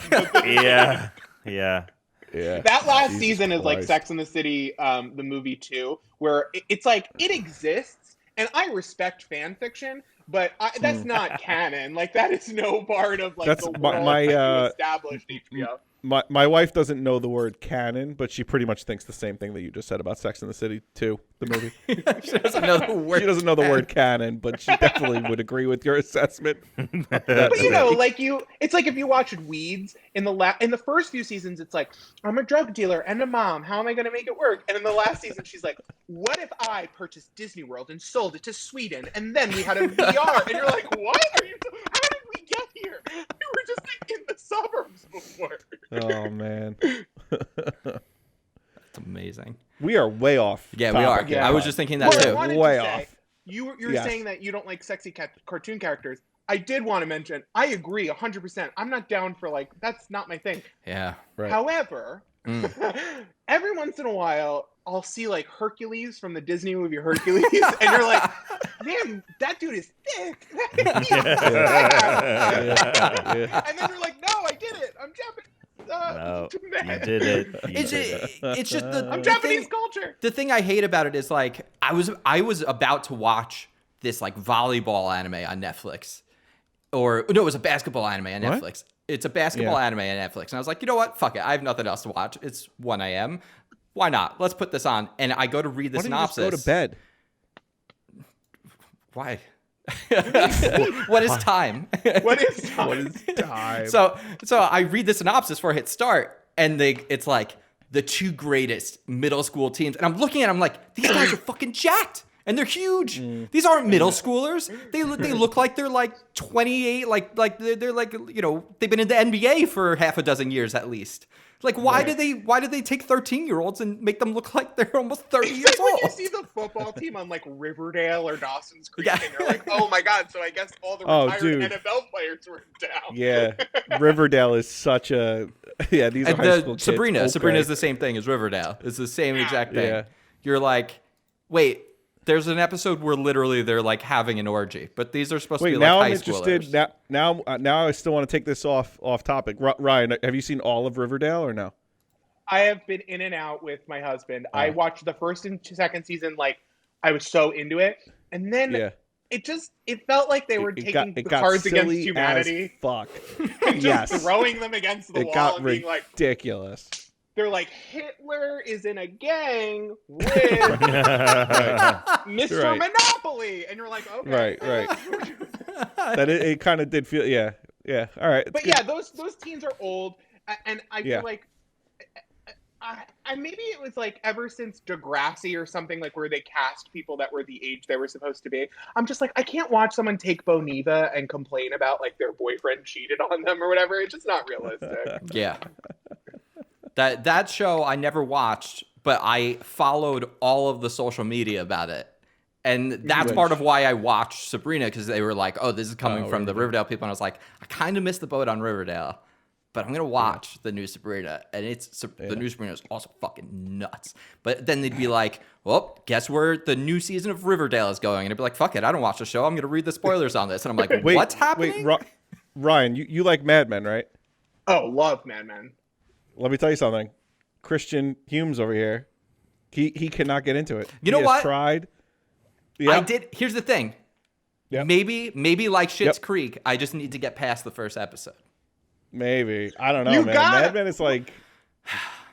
It's Mad Men. It's because This just is like your Schitt's Creek, assignment. I'm watching it, and I'm like, first of all, I kind of get a little bored with period pieces just because they always glorify these periods in time, and I'm like, actually, like, look at what those people were like today. They're the ones that are ruining everything. So, That's like, where I Mad don't. Men goes. It's so good. But see, I didn't know that. I think everyone always talks about Don Draper like he's cool, and I'm just like watching, and I'm like, I don't give a fuck about this guy. Why am I going to watch this show? Mad Well, Men he is is just cool. like it grabs the camera and he's like, I am everything this country wants from you. I am white, I am rich, Yeah. I am good looking, I am in advertising. Like, he's everything. And he grabs the camera and he's like, all of it is crap. This whole country's always been a lie. Like, that's basically the thesis of the show. But in order to reach that like conclusion, to leave you with that feeling, you watch them come up with commercials based on like real life experiences they're having. And it's just such a weird, good idea for a show, for you to be like, oh, like, what's a catchphrase? Like, what is that? Like a corporate catchphrase. Like, Just do You it. want fries with that? Oh, slogan, yeah, corporate slogan. so many. I'll go with, do you want fries with that? It would be like, Yeah. you know, characters in like a fast food place and they're crying and they're like, I just don't know what. And then someone tells them the perfect piece of advice and they both laugh and they look up and the person talking to them is like, so let's go get some food. And you're like, oh, yeah, let's go get some food. And you go up to the thing and the cashier is like, oh, you're smiling now. You're like, yeah, now I have a smile. Would you like fries with that? Right. And they're like, oh! And then they go pitch it to the client, and the client's like, this is the greatest thing! And you're like, God, I just love being with my friends at the office. Right, exactly. I will say that's a much better, more enthusiastic pitch than I've ever gotten from Alex, which is usually just like, "Oh, Mad I'm Men's not great. excited Don about Draper is so anything. cool." That's true. You are not excited. I don't get excited for shit. Don't. Ryan, he is Larry David, by the way. Yes. Yes, he is. That's his It takes a whole. lot for me to get excited. Yeah, like about anything. what a surprise! A guy from Long Island's like, "Oh, I'm Larry David. That's who I am. That's my persona." Commit to the bit. Commit to the bit. Should we move to news? I feel like we can't Yeah, even spend a ton of a lot time at of news, GameStop yes. anyway. Just because for the sake of.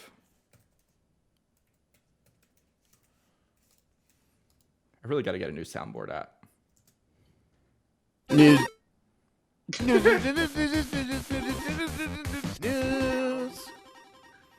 Dan's not here, but he'll always appear in the. They jingles. always be here in spirit. When it Now it just sounds said, like he died. when it just said news, I 100% was like, nudes? Nudes? Nudes. Nudes. Maybe Send one nudes. week. Other than I guess like the release of games that came out this week, it's the GameStop, right? There's nothing else to talk about here. Which Alex legally. Well, we never talked about the Xbox. The Xbox Live Gold hike happened after last week's show, but fuck, that happened yeah, in the last week. That was this week. Yeah, Holy shit! it happened they got rid last of it. Friday. Yeah, then they got rid of it. Yeah. Bikestore's probably loving the fact that like they're not the, because that probably would have lasted in the I forgot it game happened. news cycle. Yeah. Right. I went to go look up news because all I could think about was GameStop, and there was quite a bit of news, but it was the Xbox Live Gold thing, and then I think the only other real piece of interesting news is Blizzard making Vicarious Visions a part of, well, Activision making Vicarious Visions a part of Blizzard. R.I.P. Yeah. But I mean, Xbox reversed the course on. I mean, basically, they essentially just removed the discount for Xbox bulk Live pricing. the bulk price, Right, which is what I was saying. Everyone was like, it's doubled. I'm like, yeah, like for most people in a way it's doubled, but actually over the summer they had pretty much gotten rid of. They said they weren't going to be selling like on their website. You couldn't buy it in 12 months anymore. You could only buy it at 6 months anyway. But the month-to-month price was already $10. So all they did was just say, hey, we're not going to do bulk pricing anymore, which like, guess what? If you've been paying attention for the last 2 years, they were like, we'll let you buy fucking 3 years of Xbox Game Pass Live and spend $1 for Game Yeah. Pass. I mean, that's what I was Exactly. gonna say. Like, I get it. Nobody wants to be boiled alive like Netflix has been doing for years. I totally understand frustration if you're a user, but at the same time, like, I've never paid full price for any online service, let alone Xbox Live. I mean, I feel like there's a Kotaku deal. Oh no, I mentioned the competitor. A Kotaku deal for like Don't go to the Xbox Kotaku Live, guys. 9 months for just a drop of your blood every day. And I'm like, all right, here's another drop of blood. So now I have Xbox Live for like 8 years. And if you don't, that's on you. That was your poor choice. Target this fall, because I think so for Game Pass Ultimate, you can only max out 3 years out. And I actually did that 3 years ago. So I was only good till 2022 July. But this fall, Target did, it was $15 for 3 months of Game Pass Ultimate. I bought like 10 of them. And I maxed myself back out. And I have a handful to go. I'm going to just redeem them again. I was like, fuck it. I'm just going to spend like $150 because a year of Game Pass, if you pay the monthly price, is $180. But now I got multiple years for spending less money all at once. And I just have those cards to redeem in the future. The deals are always going to be around. There's always the free offer thing. I don't know. To me, I didn't understand the like freak out. Yeah. But I think it's also we're in a pandemic and a global recession, and they just rolled out this console that people bought. So to change the story of like what you're charging people in the middle of a pandemic right after they got into your ecosystem is just so egregious. Like read the room. Like feel free to do this, but right now, like do it when we're all outside again and distracted. I just don't know who has Xbox and doesn't have Game Pass now. Yeah, it's like obviously they did it because they're shifting their, they need people to. I mean, Xbox Game Pass has been growing at a tremendous rate. Another news piece is that it hit 18. It's now at 18 million subscribers. But with what Microsoft wants to do with Game Pass, like they want it to be in the hundreds of millions like Netflix is. They want it to be seeing the kind of growth and size that a Netflix user base has. So they're doing whatever they can and slowly killing, death by 1,000 cuts to Xbox Live Gold is happening. But I think that the issue that is having, and it's a little contradictory because we are seeing, a lot of people are upset about it, but like, I think that the main issue is that like, where is the value in having Xbox Live Gold? Because if you look at other platforms, like the only thing Xbox Live Gold allows you to do is play online, and almost every other platform, you get cloud saves, and you also get they still do games with gold. I guess they. What bothers me with the cloud saves thing is which they should just get rid of. Save files are what, like a few gigs at most? Sure, yeah, totally. But even Nintendo charges you $20 a year for. I think they should just cut games with gold and then make gold cheaper. Just cut games with gold and make gold cheaper. Just make it cloud saves and online. Make it $5 a month so that the monthly price matches the bulk pricing. So it's just even across the board. So if you can't afford to buy it up front, you can just pay month by month. Put all that negotiations that you were planning to do for games with gold with different developers into Game Pass, which they have, we would all be happy. If you look at the games with gold games, they used to be every now and then I'd be like, oh shit, look at the games with gold this month. And then the second they came out Game Pass, I'm like, oh, look at this old ass game no one wants to play. That's what games with gold became. The second Game Pass came out. But yeah, but it's weird because now the result of all this is they're making free to play games you don't need gold anymore. So now it's actually right. They not only reversed it, but they went back.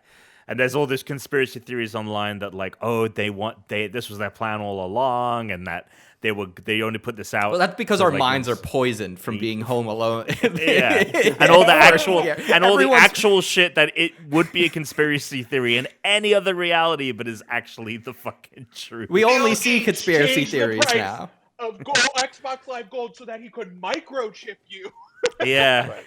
I mean, look, it's the perfect transition to the top story, which is the fucking GameStop stock. Like, if we're like, everyone just sees conspiracies everywhere. Like, who knows what the real narrative right now is? What the narrative is that, like, a lot of people are trying to make some money, but also fuck over the billionaires. It started out with trying to fuck over the billionaires, or it started out with convincing people we can fuck the billionaires over, but the people who put in money way ahead of time are actually going to be making bank off of it. Like, who knows what the result of all of this is going to be that's happening right now? All I know is I tried to buy my GameStop stock today because I just wanted to be a part of it. I was going to YOLO it. Fuck it. I was just going to get one GameStop stock. I bought AMC the other day. I got it low enough so that I actually pulled some out with my profit that I've made off of it to buy a single GameStop stock with it. And then I left the rest in AMC. And then they froze the GameStop stock this morning and I couldn't buy it. No. And I was so mad. Ryan coming to us from a GameStop as we record. Oh, yes. Patreon.com/unranked podcast to go check How is out Reggie? the video. Yeah, how is Reggie? He's right there. He's counting his cash. Right over there. They're thinking about how much money they've just made. I think this whole GameStop thing is so funny because, like, obviously at the end of the day, the hedge funds are going to win. Because no matter what, like, you're telegraphing your moves. If you're like, we're holding the line, it's like, okay, well, then they know who to bet, like, what to bet on. Because you're, like, telegraphing. But I do think, like, for me, my whole life has been chaos probably since the 2008 recession, and like watching a billionaire cry on CNBC today was 100% worth it. I was like, fine, cool, whatever, I don't care. I don't know. I think that they've gotten away with a lot of bullshit for a long time, and the second that all of these Redditors wanted to get in the game or like turn the tables a little bit, of course the hammer gets brought down. And like I don't know what anyone was thinking, right, about bringing down the hammer, because like this is not a group of people like Redditors, former Gamergate people. Like these are not the people that you tell no to and then it ends. These are the people who named a boat Bodie McBoatface. Like they're going to do the thing, and like so it speaks to me of how much certain industries do not understand the internet at all. Like not even the beginnings of like what internet culture is, or what a meme is, or like what kinds of people go to different communities. Like, and it reminds me a lot of politics. I mean, not to bring it up, but politics from 4 or 5 years ago, when it felt like, you know, Hillary Clinton's team was like, we're a regular old-fashioned presidential, whatever. But the Trump team was like, we're fucking online. We're making troll memes. We're organizing people to raid, like, streams. Like, you know, and I'm, you know, don't use your powers for evil. But I do think that, like, maybe this is just the finance world finally has to grapple with the internet and grapple with the speed at which people can communicate, and a little bit with cryptocurrency, and like finally mature, and like, they've been living in like a gilded cage. So if it takes GameStop to be the thing that like, you know, ruffles their feathers, I like it. I say go for it. That's the thing that's so wild, is that GameStop is the thing that's involved in it. But there have been so many people who have talked about how Gamergate was like the trial balloon to all of the alt-right movement online. And it's like, if you look at it, it made so much sense, because gamers were basically like a lot of the first people online, and they like created like the forums, they created like this, like the people who run these social media websites and stuff like that a lot of them are assholes, like we're also like fucking gamers, like they're all nerdy, like gamer dudes who are like gamer bro boys. Yeah, it's are the number one people that should be recruited by like financial investment firms, because nobody can do math as fast as a kid who's trying to offload a GameCube so he can get a copy of math. Like, that kid knows how to add, subtract, multiply, short sell. Yeah, GameStop was Power Up Rewards member. That's all I gotta say. GameStop was basically Wall Street for people under 18. Totally. It was our only financial institution, and now we have to deal with the real one. And we're like, well, fuck you. We want retribution. We've seen a flood of Spyro the Dragon coming in. Oh man, Sell. It's really just the weirdest week. It's so the weird. weirdest thing. That's the whole world is it's so basically strange. now just being. It's like a giant. I mean, it always was, I guess, but it just feels like everyone's in an improv sketch that has gone on for too long, and they don't know how to get out of it. That's pretty accurate. I'm over it. It is a little bit also like how you described earlier with Cards Against Humanity. It's like, I think everyone was like, 2020 is done. The dark times have ended. But now we're in like the weird times. Yeah. It feels like this is the weirdest year. And I can't wait to see someone what's hit gonna happen shuffle. next. Yeah, someone hit shuffle. Someone at the New York Times hit shuffle, and then everything printed came into reality. Yeah, no, it's, you know what though? If you had told me a year ago everything that was going to happen, I'd be like, what? I'm at CES. Yeah. And you know what? A year from now, maybe we're living in the utopia of Bernie Sanders and, you know, when GameStop is the state. And we all living GameStop beyond is the means the and capital. You know, Bernie Reggie's Sanders like the VP. and Mitt Romney are holding hands on the top of a mountain, and they said, "We did it. We saved America." I'm gonna, I'll also be shocked. But I don't know. 2021 looks like it's gonna be complete insanity, craziness, like bullshit. But I will say, what a year for video games we have coming Hell up, yeah. huh? Hell what a yeah. time to get stuck inside with your money. Hell yeah. Nintendo's got a great 100%. year on the right. Well, we'll see. We'll see about Yeah. Nintendo's year, man. I'm curious as to how that one plays out.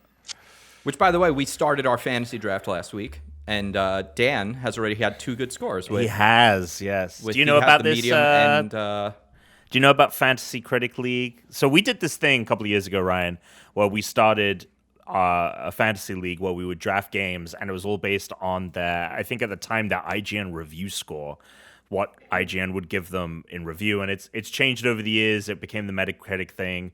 Then we chose the Open Critic score, and now people have just stolen this idea from us. I'm convinced someone made a website like 2 idea. years ago. But now there's a website that does it all automatically for you instead of us like having to manually do it. It's a little different, but yeah, so basically we all have, I think, 12 games that we've selected that we think might come out this year, hopefully, fingers crossed, and you get points based on how well they perform in the Metacritic or Open Critic. And yeah, Dan had the Medium and Cyber Shadow. So I have it right here, and the way it scores is if it's a 70, you get 0 points. Anything above it, you get a point above 70. Below, it takes points away from you. So he got 5 points for the medium because it's 75 right now, which it adjusts because Open Critic adjusts as more reviews come in. And I imagine there will be more. I bet that might go up a little. I was thinking it might be but it is closer, I thought. Pretty divisive critically. I saw some places give it like a real shit score. I saw that. Yeah. I saw.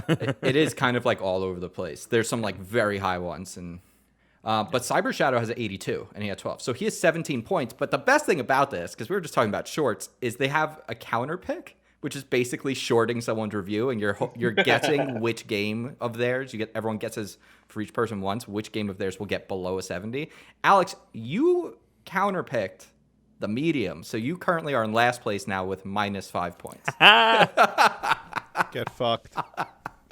I honestly feel like counterpicking the best thing is that the game doesn't come out, because I feel like it's hard nowadays for a game to unless it really bombs. But the and odds of we that, obviously because we pick can them. drop and add games now, are very low. So if anything, he maybe did a good job there because he got a game that has a review close to 70. Yeah, no, I think that getting to 75 and that being a counterpick, like I think I counterpicked.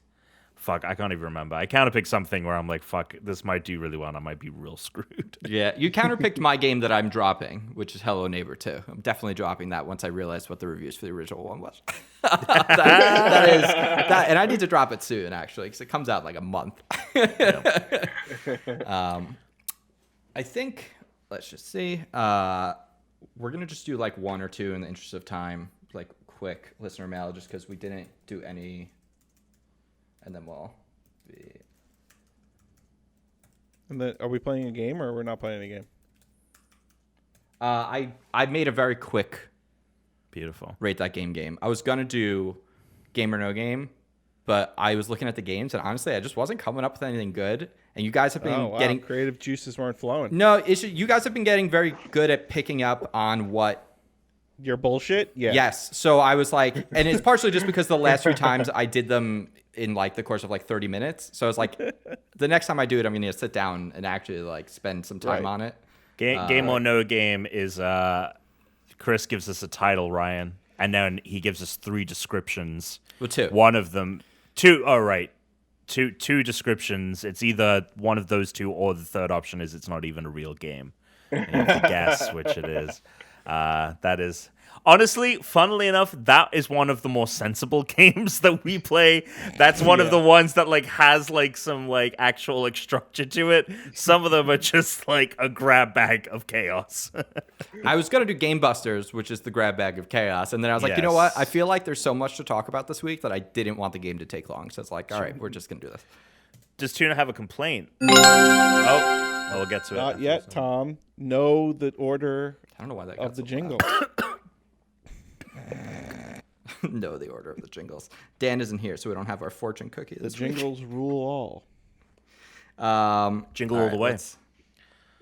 Just do a quick listener mail. Slater says, "Okay, girls, it's time to gossip. Who's your biggest celebrity crush? Suck it hard." From Slater. That's what he wrote. Christina Hendricks. Ooh. Good pick. Good pick. That's on my short list of women who are welcome at the House of Houlihan for fun times. Not just in general. I like women. You go. Oh man, there we go. My biggest celebrity. I think right now my biggest celebrity crush is Anna de Armas. Who's that? Oh yeah. The lead in Knives Knives Out. Recently dated yeah, Ben Affleck. She plays the main girl? Mm-hmm. Yeah. She's cute. Yeah. Yeah. Interesting. I think my biggest Ryan? celebrity crush right now is The guy who plays Hercules. Well, Yeah, no, cartoon Hercules. I mean, should I go with the person that's always my celebrity crush or like a recent celebrity crush? Because always celebrity crush, oh my God, I'm going to show you my phone. My Fat always... Thor. Fat Fat Thor. is my ultimate. Ryan, That's a god. Fat Thor! I honestly, I was gonna say, I was gonna say Chris Hemsworth, but I didn't. Wow.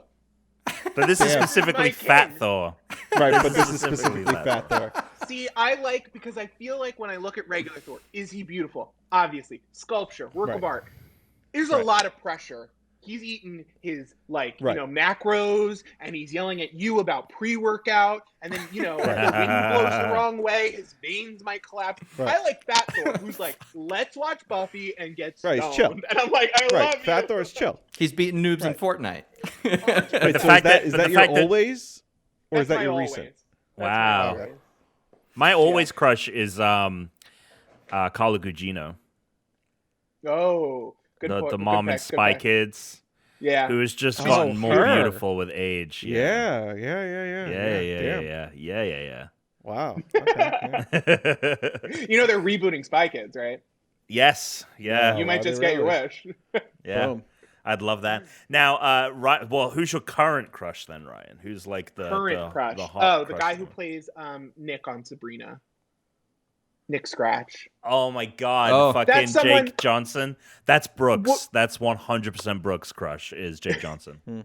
Listen, he's beautiful. I'm not going to remember exactly who he is in like a year, and I probably never will again because he's indistinguishable. But I mean, utterly beautiful. So, Christian. my always crush is Salma Hayek.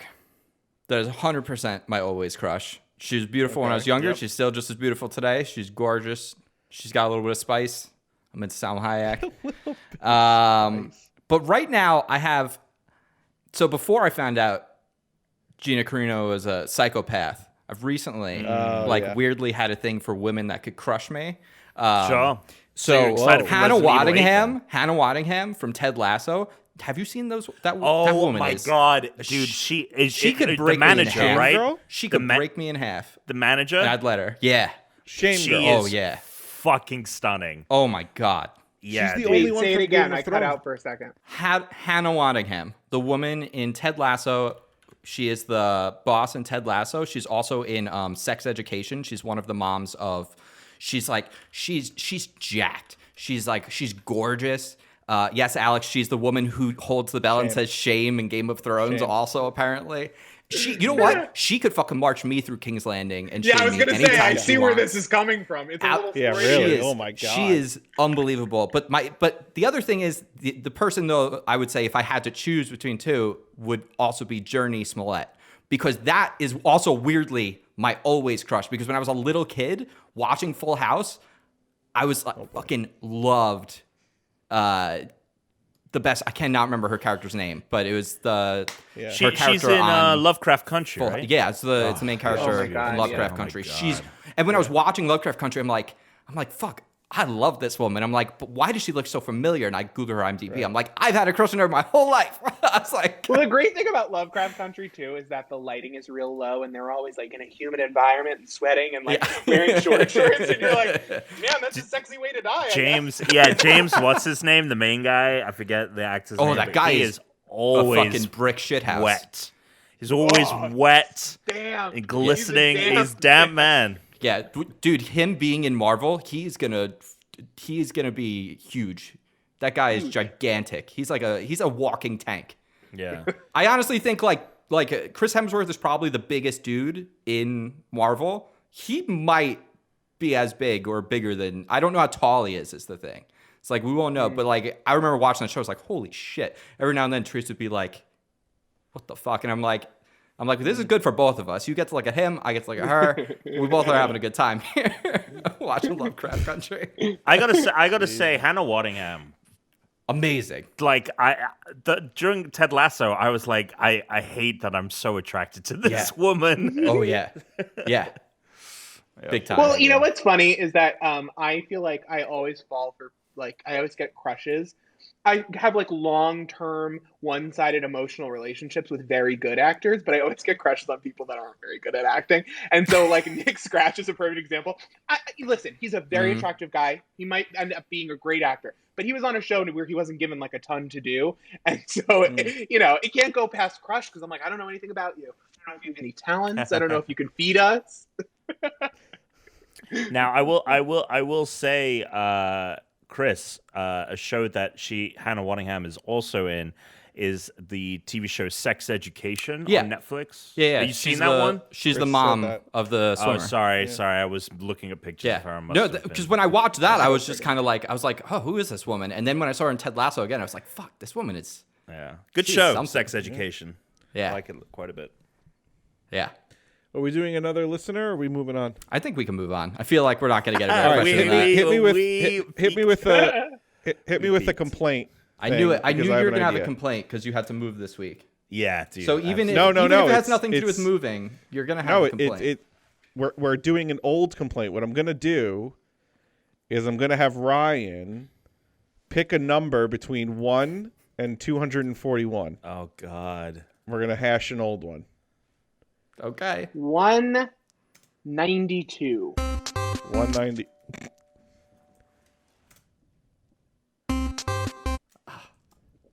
Chris. I hate everything. The world brings me much pain. I'm lame. I had to play that one. I didn't know which one it was going to be. The soundboard app doesn't work, so I just have to type in the file name, and they're all labeled complaints. So, all right. So 192. I'm just going to read it to you. Your video. Oh, because you're using the phone. Because I have to read it off my phone. So this is what I said. We as a society need to invest more in our public bathrooms and build them to a higher standard. And to keep up better maintenance of those bathrooms. The number of times the latch has been broken, the slits between the doors, privacy, please. God damn it. So that's the complaint there, Ryan. What do you think of that? I 100% agree with you in normal times. In pandemic times, you need to go home. Why are you out so much?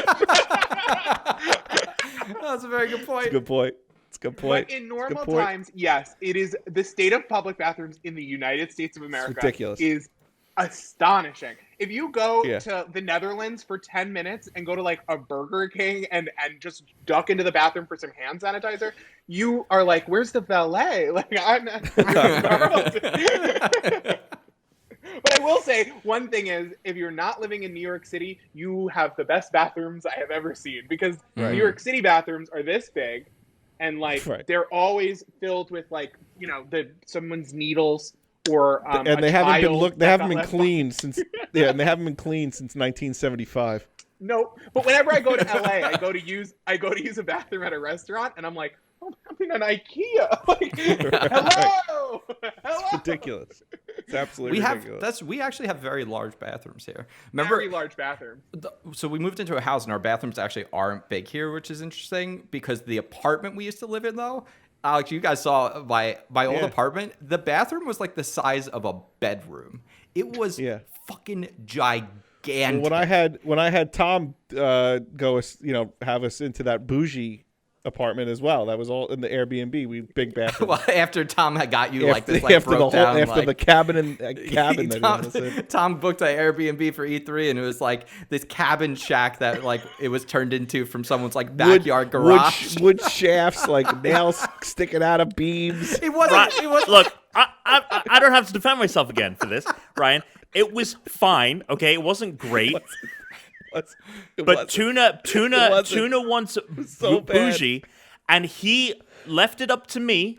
He wanted it cheap, and he wanted it near Chris, which is in Playa Vista, which is hard to find a cheap place, right? So I booked it.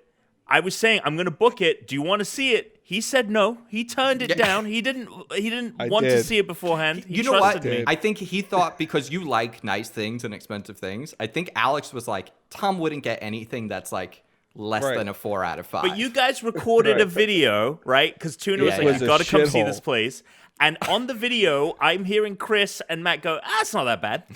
Yeah, because they're trying to make me feel better. It was a shit. No, we were laughing the whole time we were recording that. Brittany saw that. I FaceTimed Brittany when I first got there, and she was like, if you booked us this place, I'd probably divorce you.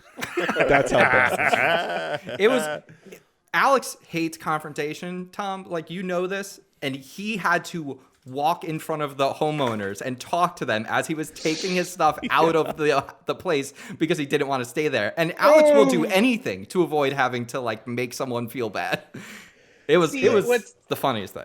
What's tough about that is what you got to do is you need to come up with something that's not a lie. Okay, so you're not lying, but it's not exactly the reason you're leaving. You know, you need to be he hadn't canceled it yet. He goes, oh no, I'm just getting something. He goes, we're coming back. He goes, we're coming back. Yeah, the video is so funny. The video is so funny. It was one of our first like Patreon like bonus videos that we're doing.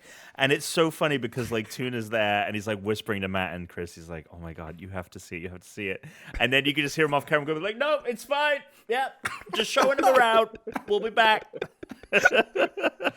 Just doing a lap. I'm just doing a lap stuff. Oh, amazing! It was so fucking funny. Yeah. All right. Or alternatively, just be straight up honest to be like, say to them what you're supposed to say to people you meet on like Tinder. You don't look like your photos. Have a nice night. right. Exactly. Oh. We Chris? have a game. Oh, all right. Today we're going to be playing Rate That Game. And in Rate That Game, I have 4 different games. I'm going to tell you what the games are, and I'll give you a brief synopsis. If you need them, you're probably going to be familiar with most of them.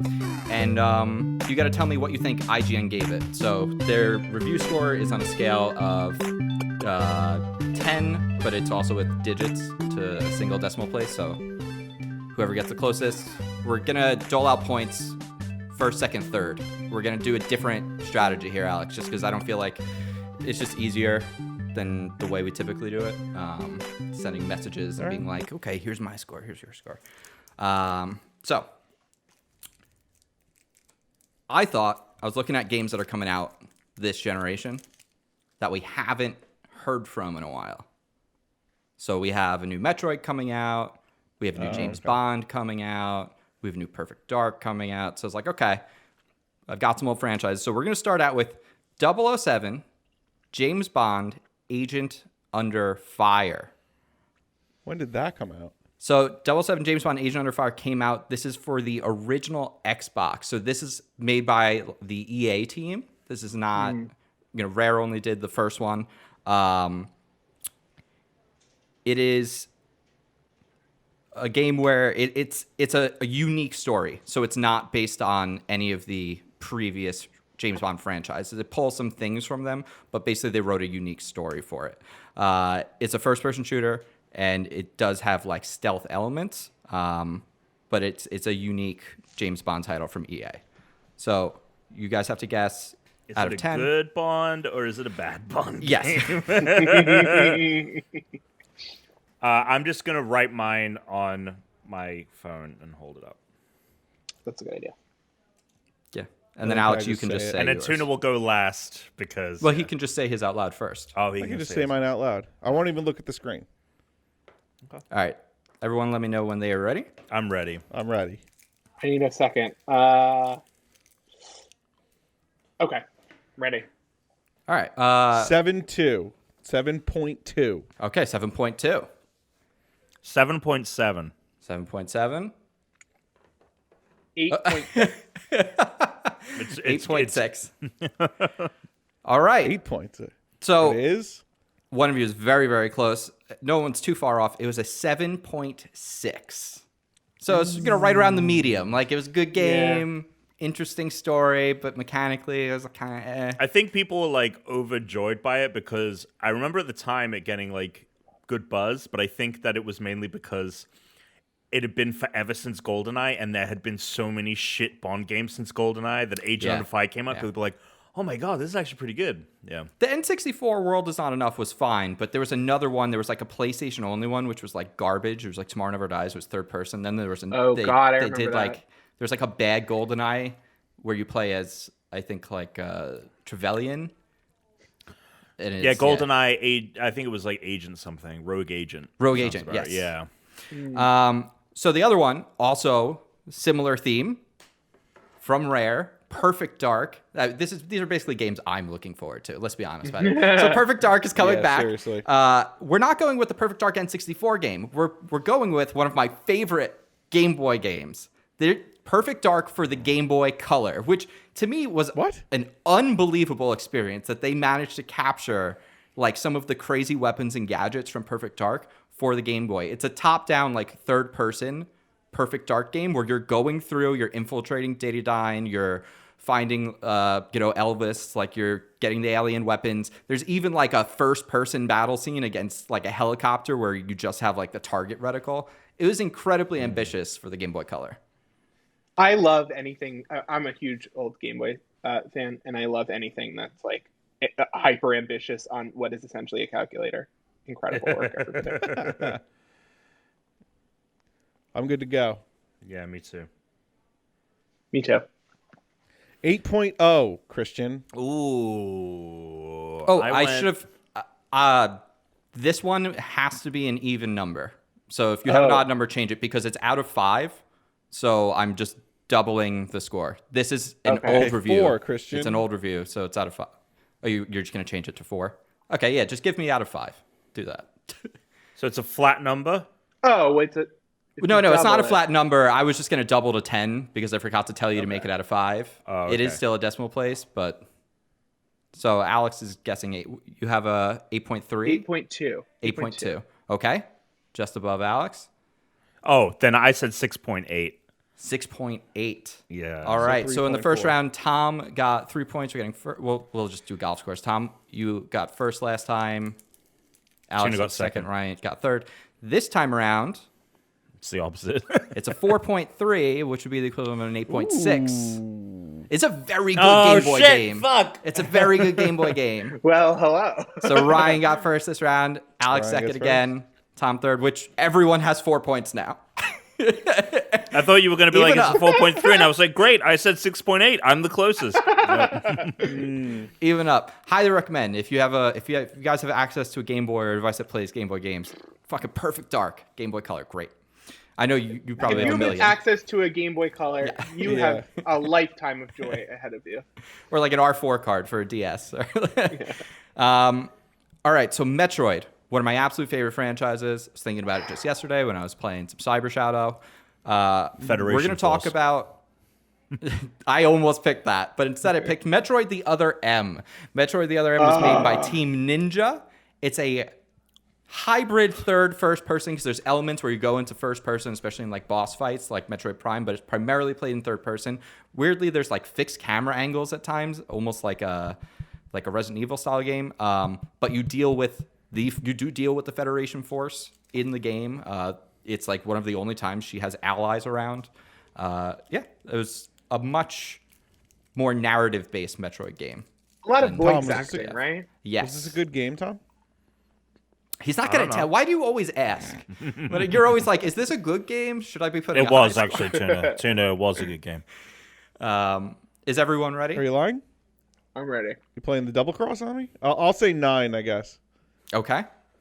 You stupid idiot. I'm sticking with my last score. I'm going with 6.8. I went with 6.5. Ooh. This is just a personal score because I fucking hate Other M. There's a lot of good reasons to not like the Other M. It's the only Metroid game I never finished. and I've played all of the other ones multiple times, there's a game-breaking bug in it in which if you have that save file corruption, you basically have to start over, you have to delete it, or you had to send your memory card into Nintendo to have them fix it. But IGN gave it an 8.5. IGN gave Metroid the Other M an 8.5. That's right, boys. This is why our industry gets accused of fail. That's the exact reason. How dare you? Wow. Games journalism, not ethical, I guess, after all. Yeah. That's amazing. I was shocked by it, and that's ultimately why I went with it, because I was like, oh, this is just going to throw a wrench in the whole thing. Tuna's fucking ignorance. Fucking won him this one. God damn it. Or, his trust that gaming outlets will bend over backwards. I should have told him it was a bad game. I should have been honest with him. I should have been like, it's bad, man. Fuck. Honesty is always the best policy, Tom. All right. So the third one isn't actually a direct sequel that's coming out, but I am very excited for Halo. Third? Sorry, the final game. Final game. So wait, actually, Alex, you now have 5 points. Ryan, what did you guess on that one? I just deleted it. Oh, God. Let's see. 6.5, I think. 6.5. 5 or something. What were you? Time is 6.8. 6.8. Okay, so it's 5. I was second. Yeah, to 6 to 7. So Bungie, we're just passing the 20th anniversary of Oni for the PC. So Oni is a third-person cyberpunk action game with some stealth mechanics. It came out 20 years ago on the PC, predating their Halo franchise. I believe it was their last major game before the Halo franchise came out, which we're all very excited for Halo Infinite, if it's good. So we're trying to find out, what did IGN give Oni? There's a 20-year-old PC cyberpunk action-adventure game. Ready. All right, me too. Okay. 8.2. Okay. Ryan? I gave it a 10. And you know why I gave it a 10? Only based on, and I highly doubt it got a 10, but only based on the fact that that everyone from Steve Jobs to Bill Gates to whoever was so interested in Bungie at the time, like, what? That's a Did good they point. really love That is Oni? a good point. That is a good point. Now, I thought I never it was... even thought about that. I remember it being... I think this is kind of a kind of like a cult game. I played the fuck out of it. But funnily enough, I gave it the lowest out of all three of you. I gave it an 8 because I was unsure. But Ryan's logic is sound. Like, everyone wanted a piece of Bungie after that game. Well, it's funny. I think the thing that they actually wanted Bungie for was their first-person skills, because their primary thing was the Marathon series. Not to say Oni is bad. We're going to find out the Oni in a minute. But I grew up with a Mac computer, so I played the fuck out of Oni and the Marathon games growing up on our Mac. But one of you got the exact right score, which is an 8.0. Oh! I thought you were going to tell me it was a perfect 10. Which would bring Tom up to I 8 gotta look up points. this game, man. It would bring That sounds Alex cool. up to 8 points. And Ryan, unfortunately, as our guest, you did lose. You got last with, I believe, 11 points. Yes, this poster. This is cool, man. No, I'm at 7. No, you just got 2 points because you got second on that. The market I was at is 5. rigged. 5, 6, 7, 2 points. Yeah, 7. And Tom has 8. No, so Tom just got second and first, and then you just got first and That's second. 6. You have the same score. Oh, I thought he got last. Okay. So we both have 7. So we have the classic tiebreaker. Which of these cats do I have? September. All right, Alex is going with the guess, Tom. Milo. Well, you have to go with that. It's the only I other also fucking cat guess he has. September.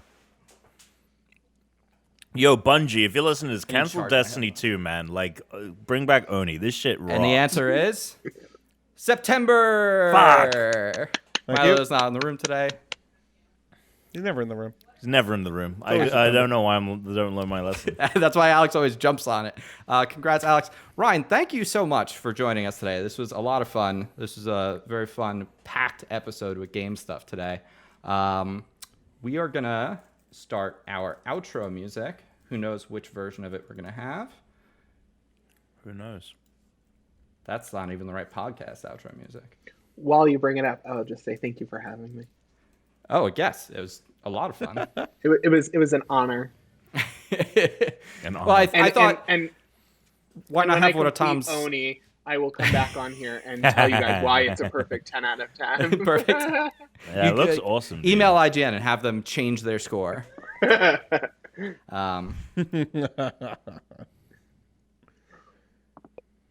This was a Mac game. This is dope. It was so good. Ryan, why don't you, if you would like to, tell people where they can find you on your website or social media or the Tomorrow podcast with Joshua Topolsky. So yeah, I'm on the Tomorrow podcast. I co-host it with Joshua Topolsky, and that comes out from our website, inputmag.com, which Tom also works on, and is a great website. And if you want to find me personally, I'm at Ryan Houlihan, everywhere on the internet, everywhere on every video game console that has ever existed. I am at Ryan Houlihan. You are an adult. You know how to search for it. You will find me. You use your name. Fuck. You use your real name? Yes, I did I a do. debate. I debated them about this. All right, Alex, what is your Wow. thing? Tuna Targaryen on Twitter and PlayStation, and Tuna Space Targaryen on Xbox. Tom? Great Britom on each and every platform. And I am at Christian_Humes, the Chooms on Xbox, Twitch, all the platforms. This is the Unranked Podcast. Stay unranked. Suck it, Wall Street. That was good. We say Closers. the closer is suck it every week, which we thought we'd get into trouble for, but we has been Well, okay. I told Dan, I told Dan and Alex before the show started, because one of them, I think Dan said it at the end of the episode, because he thought it was funny, and I was like, until someone complains, I guess I don't give a shit. No. Yeah. I And guess if you it do doesn't the matter. motion while you say it. Yeah, you gotta do the suck it motion. Got to double down. You got to double down on the Suck it's it. weirdly one of those things that, like, I think it went beyond It was like being the cool offensive. S. Yeah. Oh, it's like the cool. Oh, I was S. gonna say it's a universal thing. Like, Yeah, I it feel is. like I could go anywhere in the world and be like, "Suck it," and people would be like, "Suck it." Yeah. Because I just watched the. Are you able to hang for like a couple more minutes? We usually do a post show. Sure. Where we just talk about whatever. But I just finished the history of swear words, and Oh, I want to watch That's it good, so right? bad. you should Good. watch it. Yeah, it's really It's great. good. It's really, Really good. Let me tell you, the episode, Alex, the P episode, the one you won't Yeah. say. I hate that Watching word. that with Therese in the room the whole time, every time like someone would say, Yes. no, pussy. Every time someone would say it, every time someone would say it, she'd be like this. She'd be like, It's like It's it's very like that. funny. It's like it's the cringiest one for me, even though it's I like agree. whatever. yeah. No, I mean it is it's one of those words that it has become, through hearing it so much, I've become like Sensitized. desensitized to like hearing it. But yeah, it is a really gross word for what it is. Especially like growing up on Long Island, like, I mean, fuck, everyone there had such filthy fucking mouths. I mean, like I played lacrosse. I mean- I remember how many times our coach would call us that. He'd be like, run Yeah. fast. You fucking, I would just be like, what? Like, how is this okay? I Yeah. curse like a sailor, and when I'm in other places, I'm like, oh, I'm in front of children, and people don't do that in front of children here. Where, because Yeah. like, I'm just used to being like, well, fuck it, you fucking. I get worried about that sometimes because we moved into this house and it's like a series of townhouses. So we're like weirdly, like we're not in an apartment anymore, but it almost feels like we have like apartment style neighbors a little bit. Except when I did live in an apartment my whole life for the last like 10 years, I didn't know fucking anyone that were my neighbors because I didn't want to, because I didn't want to pretend like I even recognized them. Whereas now, like everyone talks to each other here because everyone moved in. It was like new development. But every now and then, like I'll start talking and I'm just like cursing the whole time, and I'm like, "Ooh, should I not be doing that?" And I just like I think like quarantine has just broken me because I don't talk to anyone else except these guys Quarantine- basically, and so I'm just cursing Yeah. all the time. I mean, the same thing at work. Like, no one ever really cursed at work in the office, but now I feel like on Zoom calls, people are dropping F-bombs. People just shit all over the place. When I it. go to the other parts of my company, like I'll go to see like the women's lifestyle section and the like moms who work at Romper or whatever. I hear the way they talk to each other and I am shocked because they're like, well, hello, how is it? Oh, yes, I'm sorry, I didn't mean to interrupt you. And they're just like all so nice to each other. And on our team, I'm like, you Oh my were God, born dude. without the Our right team is like a chromosomes. Amazing.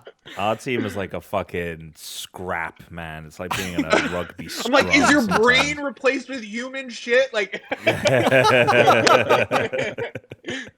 It's crazy. I'm surprised. I almost thought you were going to say the opposite. I thought you were going to be like, and now even there, because I feel No. like people, I feel like there's a lot of people, and everyone's like, oh, I can't wait for things to get back to normal. I'm like, yo, people are just going to say fuck it to a lot of things. I think a lot of social norms are out the window. Like some of it's going to come lot of back, social- but Why I'm never ask me going to put to a shirt and a work tie sick. on anymore? I'm never Yeah. going to work sick again. If I have a cold, No. goodbye. Right. Sorry, Right. I could be Corona. Like I'm out. Right. No. Yeah. If I'm I were wearing working jeans. somewhere, oh, Fuck this. if I were working somewhere, someone Ridiculous. came in sneezing, I'd be like, get the fuck out of here. Where's your Yeah. mask? Yeah. Where's your mask? Yeah. Get your I mean, I was goddamn just mask. we were talking. We were talking about it last week. Like, What? just I had a memory of like someone like handing me the fucking bong or something, you know, like and like taking a hit Yes. after like Yeah, 10 yeah. other people have just Yeah. like fucking tongued Beer this pong. thing. Think about Beer Oh, pong. yeah. That is Yeah. psychotic. You're Yeah. like, Yeah. oops, Disgusting. dropped it, gonna put it in my mouth. And it's like there's not enough alcohol in cheap, like naughty ice for that to work out. Right. No way. Totally. No, Yeah. not at all. Like a buffet. Imagine going to like a buffet.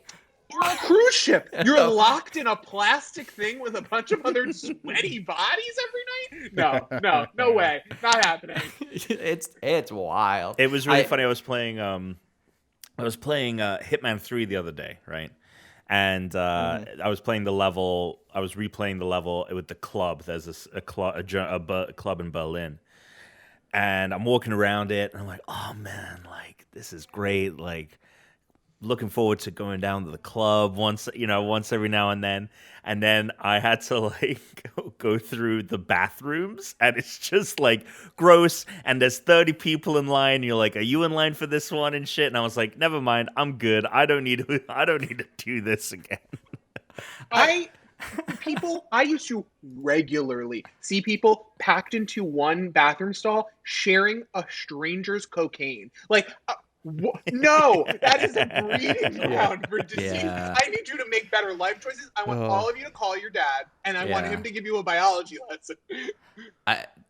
I've been talking to my dodgeball group because I used to play dodgeball before quarantine, and now I was just like, are you guys also hoping a lot of people are not going to come back to this? Because the beginning of the season, everyone shows up, and by the end of the season, 60% of people show up, and that's what the team size should be. Teams should be about like 10 to 12 people, not 16 to 18 people. And when the show, like when the season always starts, I hate it because like until people start getting out, there's almost no room. Like people are just like touching each other, and everyone's sweaty. And now I'm like, I won't play if the teams are that big anymore because I'm gonna just feel so gross being next to people like that in a contained place. It's like I mean I imagine even if like everyone gets vaccinated, that's still a year away. Like at the soonest. By then, See, it's like 2 years later, we're all gonna suck and be out of shape. You say this, and I 100% agree with you. Except every once in a while, I see someone get on a crowded subway in a movie, and I'm like, I would do anything. I would sell my soul Yeah. to suffer like that. Like, Yeah. Yeah. Charisse had like a Snapchat memory come up, and she showed it to me yesterday, and she was like, "You have to watch this." And I was like, "All right, fine. What is it?" And it was just a day from like 3 years ago, and we got up in the morning and we got our burritos like we did like every Sunday morning, and then we took our dog to a walk to the beach, and then we went on a hike, and then we went to a restaurant, and then we saw a movie, and we went to the pool. We did all of that in one day, and I was like, that is more Damn. shit than I've done Right. in the last year. We did that in one day? Yeah. That is I was like, I can barely get myself to go walk and get the mail. Like, I all I can think about is how many events I was like, oh, I can't make it because I just wanted to go home and be alone. And now I've got unlimited time to do that. And it's crazy. Yeah, it is that thing. And I'm curious as to how quickly we'll slip back into, like, are we going to be... Here's hoping. some of us are extra cautious, right? And are not going to, but I would give anything to go to like a fucking concert, man. Like, but A movie. I want to go to a movie. yeah. Chris said take- that with I such would like take- cherubic, childlike. I want to go to a movie. I really want to go I to a would take movie. a Sunday service at the Scientology Center. I am at the point where like I am down, but I do think that like some things are going to change. Like I'm never going to not hand sanitize, or if I'm on public transportation, I'm always wearing a mask from here on out. It just seems like it wasn't that big of a change, but now I'm looking back and I'm like, what were we doing? Just breathing other people's breath all the time. But that said, I'm going to be on the first train to like Disneyland, Japan, Tokyo Disneyland. Oh, and Nintendo World. I'm going to, totally, 100%. I'm going to live there. I'm going to sign up for like random orgies. I'm not even going to participate. I'm just going to stop by and hide. But wearing a mask, of course. Wearing a mask, of wearing a mask. course, You during the always whole gotta time. wear a mask. Ryan, did you know that I had tickets to go to Disneyland the week that they closed? Oh, Yeah, that was the big. and you were going to be able to go see Star Wars. Oh, dude, Therese we had passes that were given to us from like a coworker who at ESPN, so we had free passes to go use, which are now expired. We were gonna do Disney World. No. Oh, they'll definitely honor it, Disney. If you Disneyland. call them up and you're like, there was like a panorama, they'll give you Maybe. a ticket. Yeah, maybe that's true. But they weren't for us. They were an employee from a year ago. It was like it was like the employee's old ticket, and they were like, "Well, I don't work there anymore, and I don't live in California, so do you want these?" And it's like, yeah. Well, to the rest of this weird fucking year, phalanges. Yeah.